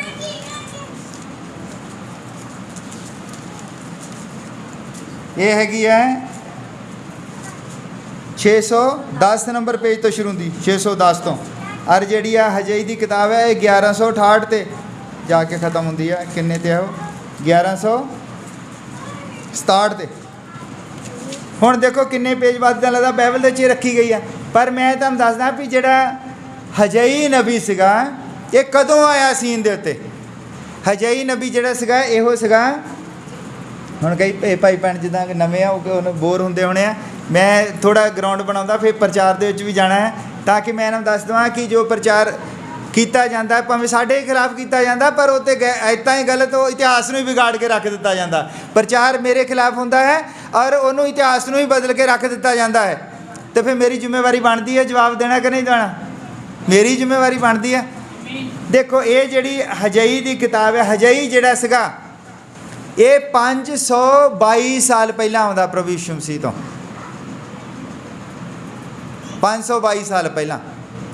ਔਰ ਜਿਹੜਾ ਜਿਹਨੇ ਉਹ ਦੁਬਾਰਾ ਜਦੋਂ ਨਬੂਕਦਨਸਰ ਨੇ ਉਹਨੂੰ ਭਵਨ ਨੂੰ ਤੜਾ ਦਿੱਤਾ ਸੀ, ਔਰ ਨਹਮਿਆ ਜਿਹੜਾ ਹੈ ਜਦ ਉਹਨੂੰ ਬਣਾਉਂਦਾ ਹੈ ਕਹਿੰਦਾ ਇਹੋ ਹਜਈ ਉਹਨੂੰ ਬਣਾਉਣ ਦੇ ਲਈ ਕਿ ਪਰਮੇਸ਼ਰ ਦਾ ਭਵਨ ਬਣਾਉਣ ਦਾ ਹੈ। ਲੋਕੀ ਤਿਆਰ ਹੋ ਜਾਂਦੇ ਹਨ, ਜੋਸ਼ ਦੇ ਵਿੱਚ ਆ ਕੇ ਨੀਹਾਂ ਰੱਖ ਦਿੰਦੇ ਹਨ, ਪਰ ਦੁਸ਼ਮਣ ਜਦੋਂ ਉਹਨਾਂ 'ਤੇ ਹਮਲਾ ਕਰਦਾ, ਦੁਸ਼ਮਣ ਤੋਂ ਡਰਦੇ ਉਹ ਕੰਮ ਰੁਕ ਜਾਂਦਾ। ਔਰ ਉੱਥੇ ਸਾਡੇ ਪਾਸਟਰ ਸਾਹਿਬ ਕੀ ਕਹਿੰਦੇ, ਕਹਿੰਦੇ 16 ਸਾਲ ਨੀਹਾਂ ਭਰੀਆਂ ਰਹੀਆਂ, 16 ਸਾਲ। ਨੋਟ ਕਰਿਓ ਉੱਥੇ 16 ਸਾਲ ਕਿਆ ਹੈ। ਅਤੇ ਕਹਿੰਦੇ ਭਵਨ ਜਦੋਂ ਲੋਕੀ ਝੰਜੋੜੇ ਗਏ, ਲੋਕਾਂ ਨੇ ਜਦੋਂ ਸੱਚੇ ਵਚਨ ਨੂੰ ਸੁਣਿਆ ਤਾਂ ਉਹ 23 ਦਿਨਾਂ ਦੇ ਵਿੱਚ ਬਣ ਕੇ ਤਿਆਰ ਹੋ ਗਿਆ। ਹੁਣ ਜਿਹੜਾ ਹਜਈ ਨਬੀ ਹੈ ਇਹ ਪ੍ਰਭੂ ਯਿਸੂ ਮਸੀਹ ਤੋਂ 522 ਸਾਲ ਪਹਿਲਾਂ ਹੈ। ਔਰ ਜਿਹੜਾ ਜਿਹਨੇ ਆ ਕੇ ਉਹ ਭਵਨ ਕੰਪਲੀਟ ਕਰਾਇਆ ਉਹ ਕੌਣ ਕਰਾਉਂਦਾ? ਨਹਮਿਆ। ਨਹਮਿਆ ਆਉਂਦਾ ਹੈ 444 ਸਾਲ ਪਹਿਲਾਂ। ਵੱਡਾ ਕੌਣ ਹੋਇਆ? ਜਿਹਦੀ ਉਮਰ 522 ਸਾਲ ਹੈ ਉਹ ਵੱਡਾ ਹੈ ਕਿ 444 ਸਾਲ ਉਮਰ ਹੈ ਦੀ ਉਹ ਵੱਡਾ? ਜਿਹਦੀ ਉਮਰ 522 ਸਾਲ ਹੈ ਉਹ ਵੱਡਾ ਹੈ। ਜਿਹੜਾ ਪ੍ਰਭੂ ਯਿਸੂ ਮਸੀਹ ਤੋਂ 522 ਸਾਲ ਪਹਿਲਾਂ ਆਇਆ। ਹਾਲੇਲੂਇਆ। ਹੁਣ ਉਹ ਕੀ ਹੈ ਕਿ ਜਿਹੜਾ 522 ਸਾਲ ਪਹਿਲਾਂ ਆਇਆ ਉਹ ਆ ਕੇ ਪ੍ਰਚਾਰ ਕਰਦਾ ਕਿ ਦੇਖੋ ਪਰਮੇਸ਼ਰ ਦਾ ਭਵਨ ਟੁੱਟਾ ਪਿਆ ਹੈ, ਤੁਹਾਨੂੰ ਬਣਾਉਣਾ ਚਾਹੀਦਾ ਹੈ। ਉਹ ਬੜਾ ਦੁਖੀ ਹੁੰਦਾ ਹੈ ਅਤੇ ਉਹ ਕੰਮ ਸ਼ੁਰੂ ਕਰ ਦਿੰਦੇ ਲੋਕ ਜੋਸ਼ ਦੇ ਵਿੱਚ ਆ ਕੇ। ਪਰ ਜਦੋਂ ਉੱਥੇ ਲੜਾਈਆਂ ਦੀਆਂ ਦੁਸ਼ਮਣ ਬਣਾਉਣ ਨਹੀਂ ਦਿੰਦਾ, ਫਿਰ ਇੱਕ ਹੋਰ ਆਉਂਦਾ ਹੈ ਬੰਦਾ, ਉਹਦਾ ਨਾਂ ਸੀ ਨਹਮਿਆ। ਨਹਮਿਆ ਕਦੋਂ ਆਉਂਦਾ ਹੈ? 78 ਸਾਲ ਬਾਅਦ। ਰਿਕਾਰਡਿੰਗ ਪਤਾ ਕਿਉਂ ਲਾਈ ਹੈ? ਤਾਂ ਕਿ ਬਾਈਬਲ ਨੂੰ ਪੜ੍ਹ ਲੈਣ, ਲੋਕੀ ਸੁਣ ਲੈਣ ਚੰਗੀ ਤਰ੍ਹਾਂ। 78 ਸਾਲ ਬਾਅਦ ਨਹਮਿਆ ਆਉਂਦਾ ਹੈ ਤਾਂ ਉਸੇ ਹੀ ਭਵਨ ਦੀ ਮੁਰੰਮਤ ਕਰਾਉਂਦਾ ਹੈ। तो बन के किन्ने दिनां च तैयार हुंदा है? 52 दिनां दे विच। 52 दिन उन्होंने लगते हैं।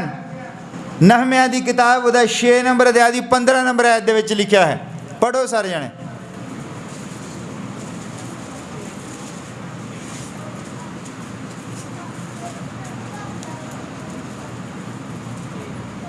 नहम्याह की किताब उसका 6 नंबर अध्याय उहदी 15 आयत दे विच लिखिया है किन्ने दिनां च बन के सब कुछ तैयार हुंदा है? 52वें दिन। 52 दिन लगते हैं। और इस तो बाद ये भवन जिहड़ा इहदे ते 23 वार हमला हुंदा है। 23 वार इस भवन दे उत्ते हमला हुंदा। इहनूं फिर बनाया जाता है। फिर जिहड़ा आउंदा है राजा, कोई उहदा पतीला चक के लै जांदा, कोई कड़छे चक के लै जांदे, सब कुछ चक के लै जांदे। इस तो बाद एक राजा होर आउंदा है। यूहन्ना दी अंजील उस दे विच लिखिया है 2 नंबर अध्याय उहदी 20 नंबर आयत दे विच लिखिया है वो जिहड़ा भवन दोबारा फिर बनता है वो 46 सालों के बनता है। तो मैं पूरी बाइबल जी है सारी रात लगा रहा, मैं बंदियां दी ड्यूटियां लातियां कईयां दियां भी भाई किते लभ के दसो कि भवन जिहड़ा 23 दिन दे विच तैयार होया। एडा वड्डा भवन 23 दिन दे विच किदां तैयार हो गया? उन्होंने 46 साल लगे बनने नूं। और मुरम्मत की जिहड़ी गल करदे, मुरम्मत उहदी हुई है 52 दिन दे विच। नहम्याह दे टाइम ते हजई नबी ने उसकी शुरुआत करा दी सी पर सिरे नहीं चढ़िया। और भाई कहता कि वह 16 साल का रुकिया होया काम। उत्थे किन्ने साल लगते? 78 साल काम रुकिया रहा। 78 साल 78 ईयरस। हुण बाइबल की जिहड़ी भी आपां आयत लैंदे आ, असीं किसी भी बंदे दे उत्ते, तुहानूं भी भाईओ भैणों मैं कहना, किसी भी बंदे दे नाल गल करन तो पहला उस बंदे दी मतलब टीचरां दे नाल वो कह रहा देखो बाइबल नहीं पढ़ते। जो साड़ी चर्च दे विच मैं पिछली बार जिहड़ा प्रचार किया सी बड़े जोश के नाल कीता, ताड़ियां वजाइयां लोगों ने, हालेलुया बहुत क्या कहंदा, देखो हालेलुया ताड़ियां वजाई जांदे, बाइबल पढ़ते हैं, बाइबल बारे कुछ पता नहीं, इसलिए मैं कहा चलो ताड़ियां घट वजा लेने, बाइबल बारे अज दस दिंदे आ। जिहड़ा प्रभु का भवन सीगा ओह 3 बार बनया है और 3 बारी जिहड़ा बनया, पहली बारी 7 साल लगे, दूजी बार 52 दिन लगे। वो जिहड़ा दूजा बनया नहीं सी उसकी मुरम्मत की गई सी, वो सारे इसराइलियां की ड्यूटी ला दिंदा है। और जिहड़े अमीर लोग है उन्होंने कहता जिन्हां तो पैसा सीगा वो कहता भी ये सारे लोगों ने काम करना, जिन्हां दे कोल पैसा है उन्होंने झाड़दा, कहता रोटी पानी तुहाडे घरां चों आउणा चाहीदा है, तुसीं काम ना करो, तुसीं रोटी लई होए, रात दिन काम चलिया। किसी एक घराने की ड्यूटी लाती, मान लो असीं इन्ने जने बैठे, असीं मान लो चर्च का कोई काम करना होवे तो असीं कहने भी 4 भाई आ उन्हें फटाफट पक्खे साफ करने आ, 4 भाइयों ने जाले लाने आ, 4 भाइयों ने फटाफट आपां की करते हैं, इनू फटाफट काम वो वंड के जो काम होंदा है तो फिर वो 52 दिनों के विच सारा काम हो गया। परमेश्वर का जो काम होंदा है तो वो फिर परमेश्वर उन्होंने बुद्ध दिंदा है। पर 23 दिन का कोई भी बाइबल दे विच कोई है ही नहीं भी 23 दिन दे विच कोई भवन जिहड़ा बनया होवे। और वो जो 23 दिन क्या भाई ने कहंदा जानना चाहते हो फिर कदों बनया, और कहंदा 23 दिन दे विच। और वो मोहरे जिहड़े बैठे हैं लोग जिहड़े ताड़ियां मारदे आ, जिहड़े हालेलुया कहंदे, वो पता कौन है? उत्थे एक पुलिस का अफसर, उत्थे BSNL का अफसर, मैं दसदा, तुसीं कहना कौन कौन, मैं नाम लैके दसदा। उत्थे पुलिस का एक थानेदार है भाई तलवंडी वाला, की नाम ਉਹਦਾ है भाई गुरदीप। उत्थे BSNL का एक अफसर जिहड़ा अफसर है बंदा लाइनमैन है, वह नाम है परमजीत, वो भी पढ़िया लिखा। साड़ी तो संगती बेचारी घट पढ़े लिखा हिंदी नहीं है, अनपढ़ लोग हैं असीं सारे, अनपढ़ां की संगती है। और दूजे पासे हैल्थ इंस्पैक्टर उत्थे बैठा है मोरे, वह नाम है भाई अजीत, हैल्थ इंस्पैक्टर उत्थे बैठा। और उत्थे एक बंदा बैठा जिहड़ा ताज़ा गरम गरम हुणे ही जे पास्टर बनया, पता नहीं उन्होंने मसा कित्थे कीता आ, ताज़ा पास्टर बनया जिन्हें MA की है और बाइबल का स्कॉलर है, वो भी पूरे जोर नाल कहंदा हालेलुया। भावें मैं जिद्दां दा मर्जी मनुख सी, भावें मैं कदी अपने आप को चंगा मनुख नहीं समझा, मैं तो इस लायक भी नहीं सी कि मैं इस पुलपट के उत्ते खड़ा हो सकदा, पर मैं कदी बाइबल पढ़नी नहीं छड्डी। मैं 8वीं क्लास च सीगा जदों मैं पूरी बाइबल पढ़ ली सी। हुण मैं दोबारा भी लगातार 5 बारी बाइबल पढ़ी है। मैं नहीं दसना चाहता कि मैं बाइबल बहुत पढ़दा भी, मतलब बाइबल तो जिन्नी मर्जी पढ़ी जाओ, बाइबल पढ़न दे नाल नहीं, पर ये प्रभु ने सानू काम दिता है। हुण मैनू अज पता लगा कि मैं क्यों बाइबल पढ़ी जाता सी, क्योंकि उन्हें एक दिन मेरे तो ये काम लेना सीगा, और फिर मैं जे बाइबल पढ़ी होवेगी तो फिर मैं जवाब दे सकदा उन्हां दा। फिर ये थोड़ी है कि जो मर्जी प्रचार किया जाए। अरे मेरे प्रचार दे उत्ते उन्होंने एक क्लिप बनाई, वो क्लिप का नाम सीगा मैनू पढ़ो। कहते मैनू पढ़ो, मैनू पढ़ो मतलब कि बाइबल कहती मैनू पढ़ो। तो मैं क्या भी आप नहीं पढ़नी, 52 दिन तैयार हुई है, आप कही जाने 23 दिन हुई है तैयार, आप नहीं पढ़नी। फिर लोगों को कही जाने कि बाइबल पढ़ो। हुण मैं तुहानूं तां कहना बाइबल पढ़ो क्योंकि मैं आप पढ़दा है, मैं बाइबल पढ़ी है, मैं पढ़दा रहना लगातार बाइबल नूं। तो जो बंदा आप पढ़दा हुंदा उही तो कह सकदा, जिहड़ा आप नहीं पढ़दा, जिहड़ा बंदा आप नहीं पढ़दा तो फिर वो लोगों को किदां कहेगा। और कहते भी मैं थोड़ा जिहा मैनू भाइयों भैनों ने रोकिया जो मैं प्रचार कर रहा, तो मैं अपने भाइयों भैनों के नाल मैं सलाह की कि मेरे प्रचार की अज थोड़ी ना लैन जी वक्री होनी है। और साड़ियाँ भैनां जिदा कि बाहर भी आ, इत्थे भी आ, तो वो सारे कहते रहन दो, तुसीं उन्होंने करी जान दो, तुसीं करी जाओ। मैं क्या भी उन्होंने जे मैं इदा ही छड्डदा हूँ, फिर साडा उदा ही वो सोची जाते भी जेडे इत्थे बैठे खरे सदाई आ, ये सदाइयां का ग्रुप इत्थे बैठा भी इन्होंने सदाउण जिहड़ा सगाउंदा वो भी सदाई आ। तो मैं तुहानूं दसदा चलो असीं तो सारे घट पढ़े लिखे हैं, पर जेडे उत्ते हैल्थ इंस्पैक्टर, पुलिस अफसर, वो क्यों नहीं बाइबल पढ़ते? उन्होंने क्यों नहीं कहा भाई 23 दिन लगे, 52 दिन लगे हैं? क्योंकि वो भी नहीं पढ़ते। प्रचार जिहड़ा ना तुसीं किसी भी प्रचार ते मैं भी करदा, जद तक मैं सही गल नहीं करदा तुसीं उहदे ते हालेलुया आमीन नहीं कहना। जिन्ना तुहानूं पता है कोई बंदा हत्थ खड़ा कर सकदा, मेरे तो कई बार गलती हो जाती है। मैं कई बारी आई तो जिदा निशानी लाई होंगी, एक बार मैं तो इदा उत्ते निशानी लाई सी 2 एक जा बना के, और मैं पेन के नाल 2 एक मैं उन्होंने 11 ही समझी जा, मैं कही जावां इस चैप्टर की 11 नंबर च लिखा, वो मैं अपने ही पढ़ी जावां। जेडे कई बार इदा हो जाता है, तो साडे भाई साबी कहता भी वो 11 नंबर ऐत नहीं गी, उन्होंने प्रचार में एडिट करते मैंने फोन कर कहते भाई 11 नंबर ऐत जी तुसीं गल करते हैं ऐत च तो लभदी नहीं, वो कित्थे है? मैं कहा फिर आपे ही सैट कर लो, असीं एक दूजे नूं दस सकते हैं। तो उत्थे तो दसदा कोई नहीं, उत्थे कोई नहीं दसदा। असीं इस चीज़ तो इनकार नहीं कर सकते। साडे पास्टर सीगे बहुत वधिया प्रचार खान, पर हुंदा की है कद बंदे नूं इंसोमीनिया हो जाए, कद बंदा अपनी असली स्थिति तो भुल जाए, उन्होंने पता नहीं हुंदा। जिस तरह सिदकिया राजा जिहड़ा सिदकिया सीगा नबी, ये भी परमेश्वर दे नाल गल करदा सी, सब कुछ करदा सी, पर असल प्रचार नूं छड्ड गया तो उन्होंने इंसोमीनिया हो गया सी। बलियाम जिहड़ा सीगा, बलियाम परमेश्वर दे नाल गल्लां करदा सी। तुहानूं पता बलियाम गल्लां करदा सी परमेश्वर दे नाल, परमेश्वर तो पुछदा हुंदा सी, पर होया कि वो भी एक दिन बच्चन नूं छड्ड के चल गया। कद ये कदी किसी बंदे नूं समझ नहीं लगती कि बंदे ने कद बच्चन नूं छड्ड के चला गया।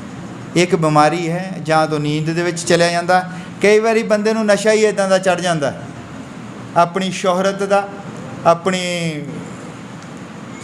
जायदादां दा, अपनी चीज़ां दा, कई बारी बंदे नूं नशा चढ़ जांदा ना, तो फिर वो कहंदे भी इहदियां अखां दे मूहरे हुण पर्दा आ गया। वो नींद च हुंदा बंदा, उहनूं पता नहीं लगदा फिर वो की कह रहा ना, वो लोकां नूं वो मनुख नहीं समझदा। फिर ਜਿਹੜੇ भोले भाले लोग बेचारे नहीं पढ़ सकते बाइबल। मेरे को जी है बहुत वड्डी संगति है गड्डियां वालियां दी, हुण गए आ कम्मां कारां ते, वो बेचारे घट पढ़े लिखे आ, और उत्थे कहंदे भी वो देखो सारे अनपढ़ बंदे इकट्ठे कर ले, बाइबल नहीं पढ़ते। उन्हां दे बचाव का भी तो परमेश्वर ने कोई बंदोबस्त करना सीगा कि नहीं करना सी? जां वैश्या का उन्हें बंदोबस्त किया? जब खूह के उत्ते पानी लैण आउंदी सी सामरी औरत, और भाई ब्रानम ने सामरी औरत के उत्ते सब तो वध प्रचार किया। और क्यों किया? वो सामरी औरत का प्रचार नहीं सी कर रहा, वो ओहदा प्रचार कर रहा सी जिहड़ा सामरी औरत दे कोल आ गया। हालेलुया। और उन्हें उन्होंने दस्या, तो उन्हें सारे पिंड दे विच जाके गवाही दी कि मसीहा आ गया है, जेड़े मसीहा नूं तुसीं उडीकदे हो तो आ गया है, मैं उन्हें खूह ते मिल के आई हाँ। उस औरत ने वो दस्या लोकां नूं जाके। और जिहड़ी वैश्या सीगी, जिहड़ी मरियम मगदलीनी सी, ये वैश्या सीगी। और सब तो पहला प्रभु का जी उठना किहने देखा? ਜਿਹੜੀ ਵੈਸ਼ਿਆ ਸੀਗੀ ਉਸੇ ਹੀ ਔਰਤ ਨੇ ਦੇਖਿਆ ਸਭ ਤੋਂ ਪਹਿਲਾਂ ਪ੍ਰਭੂ ਦਾ ਜੀ ਉੱਠਣਾ। ਔਰ ਪ੍ਰਭੂ ਜਿੱਦਾਂ ਜਿੰਦਾ ਹੋਇਆ ਤਾਂ ਉਹ ਸਭ ਉੱਥੇ ਹੀ ਸੀ ਕਬਰ ਦੇ ਤੜਕੇ। ਔਰ ਪ੍ਰਭੂ ਨੂੰ ਕਹਿੰਦਾ ਮੈਨੂੰ ਹਜੇ ਛੂਈ ਨਾ। ਸਭ ਤੋਂ ਪਹਿਲਾਂ ਉਹੋ ਹੀ ਸੀ ਉੱਥੇ। ਪ੍ਰਭੂ ਤੁਹਾਡਾ ਪੁਰਾਣਾ ਜੀਵਨ ਨਹੀਂ ਦੇਖਦਾ, ਤੁਸੀਂ ਪਾਪੀ ਹੋਵੋ, ਚੋਰ ਹੋਵੋ, ਠੱਗ ਹੋਵੋ, ਜੋ ਮਰਜ਼ੀ ਹੋਵੋ। ਪ੍ਰਭੂ ਤੁਹਾਡੇ ਪ੍ਰੈਜੈਂਟ ਨੂੰ ਦੇਖਦਾ ਕਿ ਤੁਸੀਂ ਅੱਜ ਕੀ ਹੋ, ਹੁਣ ਕੀ ਹੋ। ਤੁਸੀਂ ਅੱਜ ਜੇ ਤੁਸੀਂ ਸੰਗਤੀ ਦੇ ਵਿੱਚ ਬੈਠੇ ਹੋ ਤੇ ਤੁਸੀਂ ਪ੍ਰਭੂ ਦੇ ਲੋਕ ਹੋ। ਤੁਸੀਂ ਅੱਜ ਆ ਗਏ ਹੋ ਤਾਂ ਤੁਸੀਂ ਆਪਣੀ ਮਰਜ਼ੀ ਦੇ ਨਾਲ ਨਹੀਂ ਆ ਗਏ, ਉਸ ਦਾ ਪੁੱਤਰ ਆਤਮਾ ਤੁਹਾਨੂੰ ਖਿੱਚ ਕੇ ਲਿਆਉਂਦਾ ਹੈ। ਸਭ ਜਗ੍ਹਾ ਪ੍ਰਭੂ ਦਾ ਪ੍ਰਚਾਰ ਹੋ ਰਿਹਾ ਹੈ। ਕੋਈ ਕਿਤੇ ਜੁੜਿਆ, ਕੋਈ ਕਿਤੇ ਜੁੜਿਆ, ਕੋਈ ਕਿਤੇ ਜੁੜਿਆ ਹੈ। ਸਭ ਪ੍ਰਭੂ ਦਾ ਨਾਮ ਲੈਂਦੇ। ਪਰ ਜੇ ਅਸੀਂ ਉੱਥੇ ਇੱਕ ਦੂਜੇ ਦੀ, ਪ੍ਰਭੂ ਦੇ ਲੋਕਾਂ ਦੀ, ਪ੍ਰਭੂ ਦੇ ਪ੍ਰਚਾਰਕਾਂ ਦੀ ਅਸੀਂ ਬੁਰਾਈ ਕਰੀਏ, ਅਰੇ ਮੈਂ ਮਾफ़ੀ ਮੰਗ ਕੇ ਭਾਈਆਂ ਭੈਣਾਂ ਤੋਂ, ਤਾਂ ਪ੍ਰਭੂ ਤੋਂ ਪ੍ਰਾਰਥਨਾ ਕਰਕੇ, ਪ੍ਰਭੂ ਵੀ ਮੈਨੂੰ ਦੱਸਣਾ ਪੈਣਾ ਹੈ ਜਦ ਕੋਈ ਰਾਜਾ ਗਲਤ ਹੋ ਜਾਂਦਾ। ਉਹ ਸਾਡਾ ਰਾਜਾ ਸੀ, ਤੁਹਾਨੂੰ ਪਤਾ ਸਾਡਾ ਰਾਜਾ ਸੀ ਉਹ। ਪਰ ਜਦ ਰਾਜਾ ਆਪਣੀ ਅਸਲ ਸਥਿਤੀ ਤੋਂ ਲਾਂਭੇ ਹੋ ਜਾਂਦਾ ਤੇ ਜ਼ਰੂਰੀ ਹੈ ਕਿ ਗੁੱਲਰ ਛਾਂਗਣ ਵਾਲਾ ਬੰਦਾ, ਭੇਡਾਂ ਦੇ ਪਿੱਛੇ ਅਨਪੜ੍ਹ ਬੰਦਾ, ਗਵਾਰ ਬੰਦਾ, ਜਿਹਨੂੰ ਫਿਰ ਪਰਮੇਸ਼ਰ ਚੁੱਕੇ ਤਾਂ ਦੱਸੇ ਫਿਰ ਭਾਈ ਸੈੱਟ ਹੋ ਜਾ। ਹਾਲੇਲੂਇਆ। ਔਰ ਮੇਰੀ ਗਵਾਹੀ ਇਹੋ ਹੀ ਸੀਗੀ ਜਦ ਮੈਂ ਸ਼ੁਰੂ ਕੀਤਾ। ਮੈਂ ਕਿਹਾ ਕਿ ਪ੍ਰਭੂ ਨੇ ਉਹਨੂੰ ਸੈੱਟ ਕਰਨਾ। ਮੇਰੇ ਖੜੇ ਹੋਣ ਦਾ ਮਤਲਬ ਹੈ ਕਿ ਪ੍ਰਭੂ ਨੇ ਉਹਨੂੰ ਸੈੱਟ ਕਰਨਾ। ਮਤਲਬ ਇਹ ਨਹੀਂਗਾ ਕਿ ਮੈਂ ਉਹਦਾ ਕੋਈ ਨੁਕਸਾਨ ਪਹੁੰਚਾਉਣਾ ਹੈ। ਜਦ ਉਹ ਵਧੀਆ ਤਰੀਕੇ ਨਾਲ ਪ੍ਰਚਾਰ ਕਰੇਗਾ। ਪ੍ਰਚਾਰ ਹੁੰਦੇ ਕਿੱਦਾਂ ਦੇ ਦੇਖੋ, ਮੰਨ ਲਓ ਕੋਈ ਬੰਦਾ ਇੱਥੋਂ ਸਾਡੇ ਉਹ ਨਿਕਲ ਕੇ ਉੱਥੇ ਚੱਲ ਗਿਆ, ਔਰ ਜਿੱਦਾਂ ਹੀ ਬੰਦਾ ਗਿਆ ਕਹਿੰਦੇ ਤਾੜੀਆਂ ਵਜਾਓ ਵੀ ਬੰਦਾ ਫਲਾਨਾ ਆ ਗਿਆ। ਔਰ ਬੰਦਾ ਬਾਬਲ ਦੀ ਗੁਲਾਮੀ ਚੋਂ ਨਿਕਲ ਕੇ ਕਹਿੰਦੇ ਇਸਰਾਇਲ 'ਚ ਆ ਗਿਆ। ਸਾਨੂੰ ਬਾਬਲ ਦੱਸਦੇ ਆ, ਆਪਣੇ ਆਪ ਨੂੰ ਇਸਰਾਇਲ ਦੱਸਦੇ ਆ। ਇੱਕ ਵਾਰੀ ਇੱਥੇ ਸਾਡੇ ਉਹ ਤੇ ਪਰਲੇ ਚੌਂਕ 'ਚ ਪ੍ਰਚਾਰ ਕੀਤਾ। ਕਹਿੰਦੇ ਵੀ ਸਕੂਲ ਦੋ ਤਰ੍ਹਾਂ ਦੇ ਹੁੰਦੇ ਹਨ। ਇੱਕ ਸਕੂਲ ਹੁੰਦਾ ਦਲੀਆ ਵੰਡਣ ਵਾਲਾ, ਇੱਕ ਸਕੂਲ ਹੁੰਦਾ ਵਧੀਆ ਕਨਵੈਂਟ ਸਕੂਲ। ਇੱਦਾਂ ਕਹਿੰਦੇ ਚਰਚਾਂ ਵੀ ਆ, ਦਲੀਆ ਵੰਡਣ ਵਾਲੀ ਚਰਚ ਅਤੇ ਕਨਵੈਂਟ ਸਕੂਲਾਂ ਵਰਗੀ ਚਰਚ। ਤੁਸੀਂ ਹੁਣ ਨਿਆਣਿਆਂ ਨੂੰ ਦਲੀਆ ਵੰਡਣ ਵਾਲੇ ਸਕੂਲ 'ਚ ਭੇਜਣਾ ਚਾਹੁੰਦੇ ਹੋ ਕਿ ਕਨਵੈਂਟ ਸਕੂਲ 'ਚ ਭੇਜਣਾ ਚਾਹੁੰਦੇ ਹੋ? ਹਰ ਬੰਦਾ ਵਧੀਆ ਸਕੂਲ 'ਚ ਭੇਜਣਾ ਚਾਹੁੰਦਾ ਅਤੇ ਕਹਿੰਦੇ ਵਧੀਆ ਚਰਚ ਹੈਗੀ ਆ ਉੱਥੇ। ਹੁਣ ਵਚਨ ਕਹਿੰਦਾ ਹੈ ਕਿ ਆਪਣੇ ਆਪ ਨੂੰ ਤੁਸੀਂ ਨੀਵੇਂ ਦੱਸੋ, ਦੂਜੇ ਨੂੰ ਉੱਤਮ ਦੱਸੋ, ਦੂਜੇ ਨੂੰ ਵਧੀਆ ਦੱਸੋ। ਅਤੇ ਹੈ ਕੀ ਹੈ? ਬੰਦੇ ਦਾ ਕਸੂਰ ਨਿਗਾ, ਇਹ ਬਿਮਾਰੀ ਹੁੰਦੀ ਹੈ। ਪ੍ਰਭੂ ਦਾ ਕੰਮ ਭਾਵੇਂ ਉਹ ਕਹਿੰਦਾ ਜਿੱਥੇ 2 ਜਾਂ 3 ਮੇਰੇ ਨਾਮ ਦੇ ਵਿੱਚ ਇਕੱਠੇ ਹੁੰਦੇ ਹਨ, ਮੈਂ ਉੱਥੇ ਹਾਜ਼ਰ ਹਾਂ। ਤੁਸੀਂ ਭਾਵੇਂ ਆਪਣੇ ਪਰਿਵਾਰ ਦੇ ਵਿੱਚ ਵੀ 2-3 ਜਣੇ ਇਕੱਠੇ ਹੋ ਕੇ ਪ੍ਰਾਰਥਨਾ ਕਰਦੇ ਹੋ, ਪ੍ਰਭੂ ਉੱਥੇ ਵੀ ਹਾਜ਼ਰ ਹੈ। ਪ੍ਰਭੂ ਹਰ ਜਗ੍ਹਾ ਹਾਜ਼ਰ ਹੈ ਜਿੱਥੇ ਉਸ ਨੂੰ ਪੁਕਾਰਿਆ ਜਾਂਦਾ ਹੈ। ਇਹ ਪ੍ਰਭੂ ਪੜ੍ਹਾਈਆਂ ਲਿਖਾਈਆਂ ਥੋੜ੍ਹੀ ਦੇਖਦਾ ਵੀ ਹਾਂ ਵੀ ਉੱਥੇ ਸਾਡੇ ਕੋਲ ਦੇਖੋ, ਸਾਡੇ ਕੋਲ ਉੱਥੇ ਪੁਲਿਸ ਇੰਸਪੈਕਟਰ ਵੀ ਆਉਂਦੇ ਆ, ਸਾਡੇ ਕੋਲ ਆ ਵੀ ਆਉਂਦੇ, ਸਾਡੇ ਕੋਲ ਆ ਵੀ ਆਉਂਦੇ ਆ। ਅਤੇ ਸਾਨੂੰ ਉਹਦੇ ਨਾਲ ਕੀ ਮਤਲਬ? ਅਸੀਂ ਤਾਂ ਪ੍ਰਭੂ ਦੀ ਭਾਲ ਦੇ ਵਿੱਚ ਲੱਗੇ ਹਾਂ। ਅਸੀਂ ਲੋਕਾਂ ਦੀ ਭਾਲ 'ਚ ਥੋੜ੍ਹੀ ਲੱਗੇ ਹਾਂ ਵੀ ਹਾਂ ਵੀ ਉਹ ਬੰਦਾ ਜਿਹੜਾ ਬੜਾ ਅਮੀਰ ਆ ਉਹਦੇ ਕੋਲ ਜਾਈਏ ਤਾਂ ਸਾਡੀ ਚਰਚ ਦੇ ਵਿੱਚ ਆਵੇ। ਅਸੀਂ ਇਸ ਭਾਲ ਦੇ ਵਿੱਚ ਥੋੜ੍ਹੀ ਲੱਗੇ ਹਾਂ। ਅਸੀਂ ਤਾਂ ਲੱਗੇ ਹਾਂ ਸਾਰੇ ਜਣੇ ਪ੍ਰਭੂ ਦੀ ਭਾਲ ਦੇ ਵਿੱਚ। ਜਿੱਦਾਂ ਸੰਤ ਪਤਰਸ ਕਹਿੰਦਾ ਹੈ ਕਿ ਬਪਤਿਸਮਾ ਲੈ ਲਿਆ ਅਤੇ ਇਹਦਾ ਮਤਲਬ ਇਹ ਥੋੜ੍ਹੀ ਵੀ ਆਪਾਂ ਆਪਣੇ ਸਰੀਰ ਦੀ ਮੈਲ ਲਾ ਲਈ ਆ। ਬਪਤਿਸਮੇ ਦਾ ਮਤਲਬ ਹੈ ਆਪਣੇ ਸ਼ੁੱਧ ਅੰਤःਕਰਨ ਦੇ ਨਾਲ ਪ੍ਰਭੂ ਨੂੰ ਭਾਲਣਾ। ਅਸੀਂ ਸਾਰੇ ਇਕੱਠੇ ਕਿਉਂ ਹੁੰਦੇ ਆ? ਅਸੀਂ ਕੀ ਕਰਨ ਇਕੱਠੇ ਹੁੰਦੇ ਆ? ਪ੍ਰਭੂ ਨੂੰ ਭਾਲਣ, ਕਿ ਪ੍ਰਭੂ ਸਾਡੇ ਜੀਵਨ 'ਚ ਆਵੇ ਅਤੇ ਪ੍ਰਭੂ ਸਾਡੇ ਨਾਲ ਕੋਈ ਕੰਮ ਕਰੇ। ਅਤੇ ਅਸੀਂ ਜਿਹੜਾ ਪਾਪ ਦੇ ਵਿੱਚ ਸਾਡਾ ਜੀਵਨ ਬੀਤ ਰਿਹਾ ਸੀ, ਉਹਨੂੰ ਕੋਈ ਵਧੀਆ ਸੇਧ ਮਿਲੇ। ਜਾਂ ਅਸੀਂ ਇਲੈਕਸ਼ਨ ਲੜਨੀ ਆ ਕਿ ਸਾਡੇ ਕੋਲ ਵੀ ਵਧੀਆ ਬੰਦੇ ਆ, ਸਾਡੇ ਕੋਲ ਆ, ਅਸੀਂ ਤਾਂ ਭਾਵੇਂ 3 ਜਣੇ ਬੈਠ ਕੇ ਉਹ ਕਰੀਏ। ਤੁਹਾਨੂੰ ਪਤਾ ਜਦ ਪਰਮੇਸ਼ਰ ਨੇ ਖੁਦ ਪ੍ਰਚਾਰ ਸ਼ੁਰੂ ਕੀਤਾ, ਖੁਦ ਜਦ ਪਰਮੇਸ਼ਰ ਪ੍ਰਚਾਰ ਕਰਨ ਲੱਗਾ ਸੀ, 2 ਹੀ ਬੰਦੇ ਸੀ, ਆਦਮ ਅਤੇ ਹਵਾ। ਪਰ ਜਦੋਂ ਪ੍ਰਭੂ ਯਿਸੂ ਮਸੀਹ ਨੇ ਪ੍ਰਚਾਰ ਕੀਤਾ, ਖੁਦ ਪਰਮੇਸ਼ਰ ਨੇ ਧਰਤੀ ਦੇ ਉੱਤੇ ਪ੍ਰਚਾਰ ਕੀਤਾ, ਕਿੰਨੇ ਬੰਦੇ ਸੀਗੇ? 70 ਹੀ ਬੰਦੇ ਸੀਗੇ। 70 ਬੰਦੇ ਸੀ। ਜਿਹੜੀ ਉਹਦੀ ਆਪਣੀ ਟੀਮ ਸੀ ਉਹ 12 ਬੰਦੇ ਸੀ ਉਹਦੇ ਨਾਲ, ਪਰ ਉਹਦੀ ਸੰਗਤੀ ਜਿਹੜੀ ਸੀ ਉਹ 70 ਬੰਦਿਆਂ ਦੀ ਸੰਗਤੀ ਸੀ ਸਾਰੀ।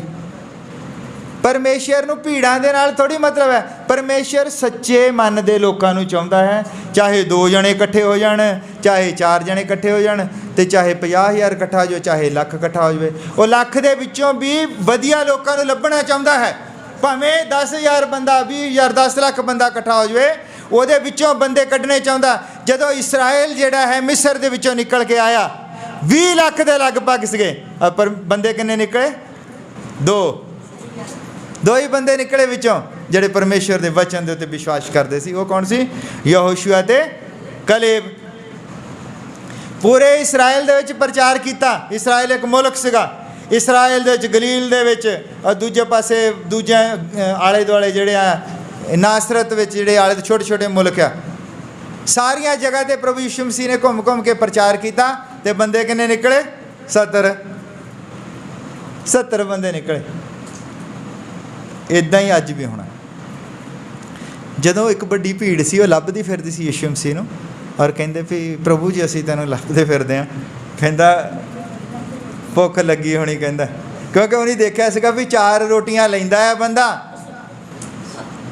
5 रोटियां लैंदा ते लखां नूं हज़ारां नूं खिला दिंदा, तो फिर भी बच जांदियां। कहंदा मैनूं पता तुसीं रोटियां लई मैनूं लभदे, रोटियां लई लभण वालियां तुहानूं भीड़ां मिल जाणगियां, पर वचन दे उत्ते खड़े रहण दे लई तुहानूं उत्ते सिर्फ गिणती दे बंदे मिलणगे, गिणती दे बंदे। और वचन के उत्ते अखीर तक खड़े किन्ने रहे? 11 बंदे। उन्हां विचों भी एक यहूदा इस्करियोती जिहड़ा वो भी जांदा लगा। 11 ही बंदे प्रभु यीशु मसीह दे नाल अखीर तक खड़े रहे। और चमत्कार साडे इस दुनिया दे विच कोई भी बंदा प्रभु यीशु मसीह नालों बड़े चमत्कार थोड़ी कर सकदा। विधवा नैण दा लड़का उन्हें मुर्दा चंगा कर दिता, बरतलमई अन्ना उन्हें चंगा कर दिता। एक होर सीगा जिहदियां बचपन तो अखां ही है नहीं सीगियां, उन्हें उहदियां अखां ला दित्तियां। 4 दिनां दा लाजर मुर्दा ने कबर चों बाहर कढ दिता ते लोकी बचे किन्ने? 70।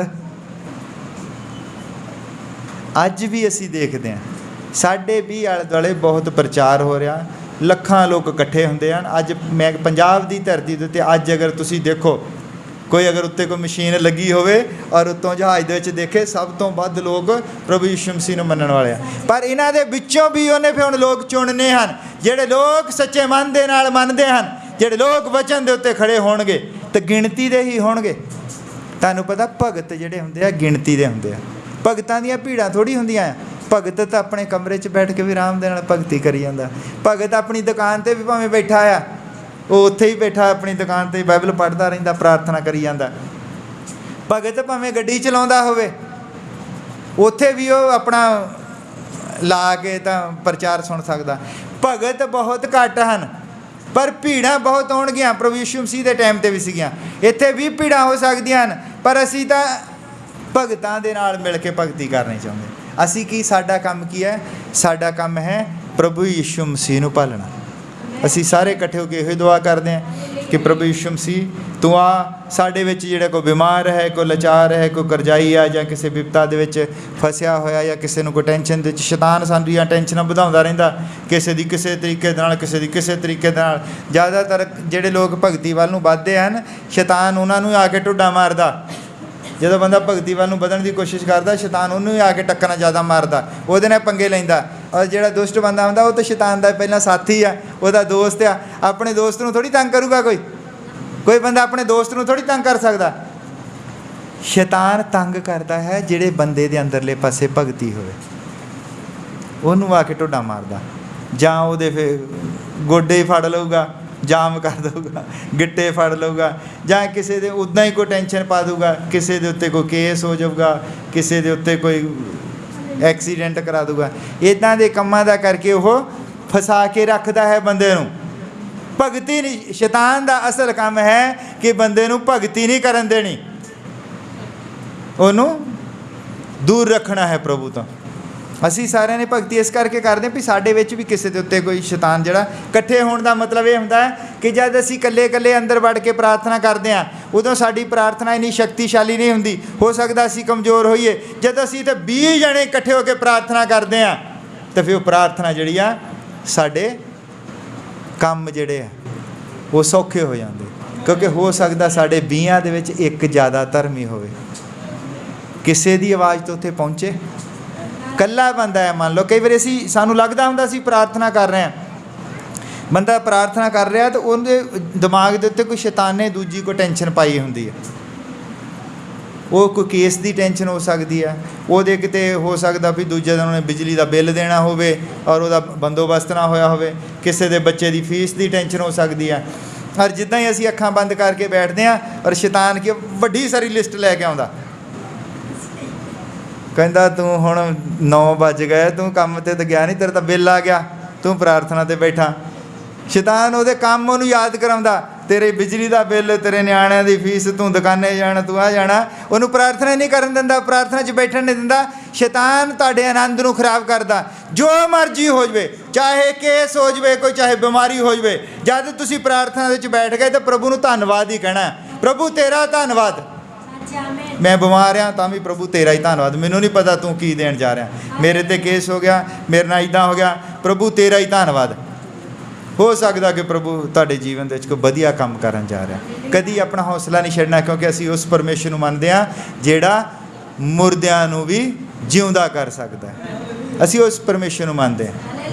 ਅਸੀਂ ਇੱਦਾਂ ਦੇ ਪਰਮੇਸ਼ਰ ਨੂੰ ਨਹੀਂ ਮੰਨਦੇ ਕਿ ਜਿਹੜਾ ਸਾਡੇ 'ਤੇ ਮੁਸੀਬਤ ਆ ਜਾਵੇ ਤਾਂ ਉਹ ਸਾਨੂੰ ਛੱਡ ਕੇ ਦੌੜ ਜਾਵੇ। ਉਹ ਅਸੀਂ ਉਸ ਪਰਮੇਸ਼ਰ ਨੂੰ ਮੰਨਦੇ ਹਾਂ। ਮਰਨਾ ਅਸੀਂ ਸੀ, ਜਾਨ ਉਹਨੇ ਆਪਣੀ ਦੇ ਦਿੱਤੀ। ਗਲਤੀਆਂ ਅਸੀਂ ਕਰਦੇ ਸੀਗੇ, ਅਸੀਂ ਗਲਤੀ ਕਰਦੇ ਹਾਂ, ਪਰ ਉਹਨੇ ਹੱਥ ਆਪਣਾ ਅੱਗੇ ਵਧਾ ਦਿੱਤਾ। ਜਿੱਦਾਂ ਮੈਂ ਇੱਕ ਟੀਚਰ ਦੀ ਕਹਾਣੀ ਸੁਣਾਉਂਦਾ ਸੀ, ਜਿਹੜਾ ਵਧੀਆ ਟੀਚਰ ਹੈ। ਪ੍ਰਭੂ ਯਿਸੂ ਮਸੀਹ ਨੂੰ ਮਾਸਟਰ ਕਹਿੰਦੇ, ਵੈਲ 'ਚ ਇੰਗਲਿਸ਼ ਕਹਿੰਦੇ ਮਾਸਟਰ, ਚੇਲੇ ਸਾਰੇ ਉਹਨੂੰ ਮਾਸਟਰ ਮਾਸਟਰ ਕਹਿੰਦੇ ਹੁੰਦੇ। ਜਿਹੜਾ ਵਧੀਆ ਟੀਚਰ ਹੈ ਅਸਲ ਦੇ ਵਿੱਚ ਉਹ ਕਰਦਾ ਕੀ ਹੈ? ਮੈਂ ਬਹੁਤ ਵਾਰੀ ਕਹਾਣੀ ਸੁਣਾਈ ਹੈ, ਮੈਂ ਤੁਹਾਨੂੰ ਫਿਰ ਕਹਾਣੀ ਸੁਣਾਉਂਦਾ ਹਾਂ ਕਿ ਅਸਲੀ ਜਿਹੜਾ ਟੀਚਰ ਹੈ ਉਹ ਬੱਚੇ ਦਾ ਜੀਵਨ ਕਿੱਦਾਂ ਬਣਾਉਂਦਾ। ਇੱਕ ਵਾਰੀ ਕਿਸੇ ਸਕੂਲ ਦੇ ਵਿੱਚ ਇੱਕ ਇੰਸਪੈਕਟਰ ਆ ਗਿਆ, ਬੱਚੇ ਉਹਨੇ ਇੰਸਪੈਕਸ਼ਨ ਕਰਨੀ ਸੀ ਸਕੂਲ ਦੀ, ਔਰ ਉਹਨੇ ਕੀਤਾ ਕਿ ਹੁਣ ਜੇ ਉੱਥੇ ਟੇਬਲ ਬੈਠੇ ਸੀਗੇ, ਉਹਨੇ ਆਪਣੀ ਕੀਮਤੀ ਘੜੀ ਸੀ, ਉਹਨੇ ਇੱਦਾਂ ਘੜੀ ਲਾ ਕੇ ਉੱਥੇ ਰੱਖ ਦਿੱਤੀ।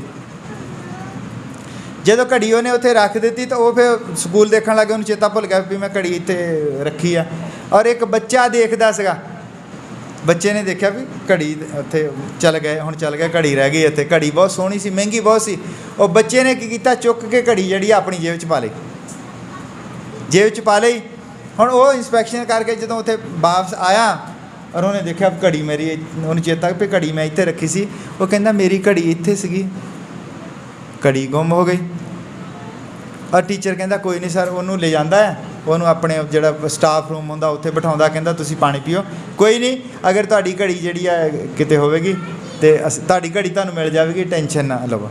ਉਹ ਆਉਂਦਾ ਹੈ ਆਪਣੀ ਕਲਾਸ ਦੇ ਵਿੱਚ ਬੱਚਿਆਂ ਨੂੰ ਕਹਿੰਦਾ ਵੀ ਇੱਕ ਲਾਈਨ 'ਚ ਹੋ ਜਾਓ ਸਾਰੇ ਜਣੇ, ਔਰ ਕਹਿੰਦਾ ਅੱਖਾਂ ਬੰਦ ਕਰ ਲਓ, ਕਿਸੇ ਨੇ ਨਹੀਂ ਦੇਖਣਾ, ਕੋਈ ਹਿਲ ਜੁਲ ਨਹੀਂ ਹੋਣੀ ਚਾਹੀਦੀ, ਅੱਖਾਂ ਬੰਦ ਕਰ ਲਓ। ਇੱਕ ਲਾਈਨ ਦੇ ਵਿੱਚ ਬੱਚਿਆਂ ਨੂੰ ਖੜੇ ਕਰ ਲੈਂਦਾ, ਔਰ ਪਿੱਛੋਂ ਦੀ ਆ ਕੇ ਉਹਨਾਂ ਦੀਆਂ ਜੇਬਾਂ ਦੇ ਵਿੱਚ ਇੱਦਾਂ ਹੱਥ ਪਾ ਕੇ ਇੱਦਾਂ ਗਾਹ ਲੰਘਦਾ, ਔਰ ਕਹਿੰਦਾ ਕਿਸੇ ਨੇ ਨਹੀਂ ਅੱਖਾਂ ਖੋਲ੍ਹਣੀਆਂ।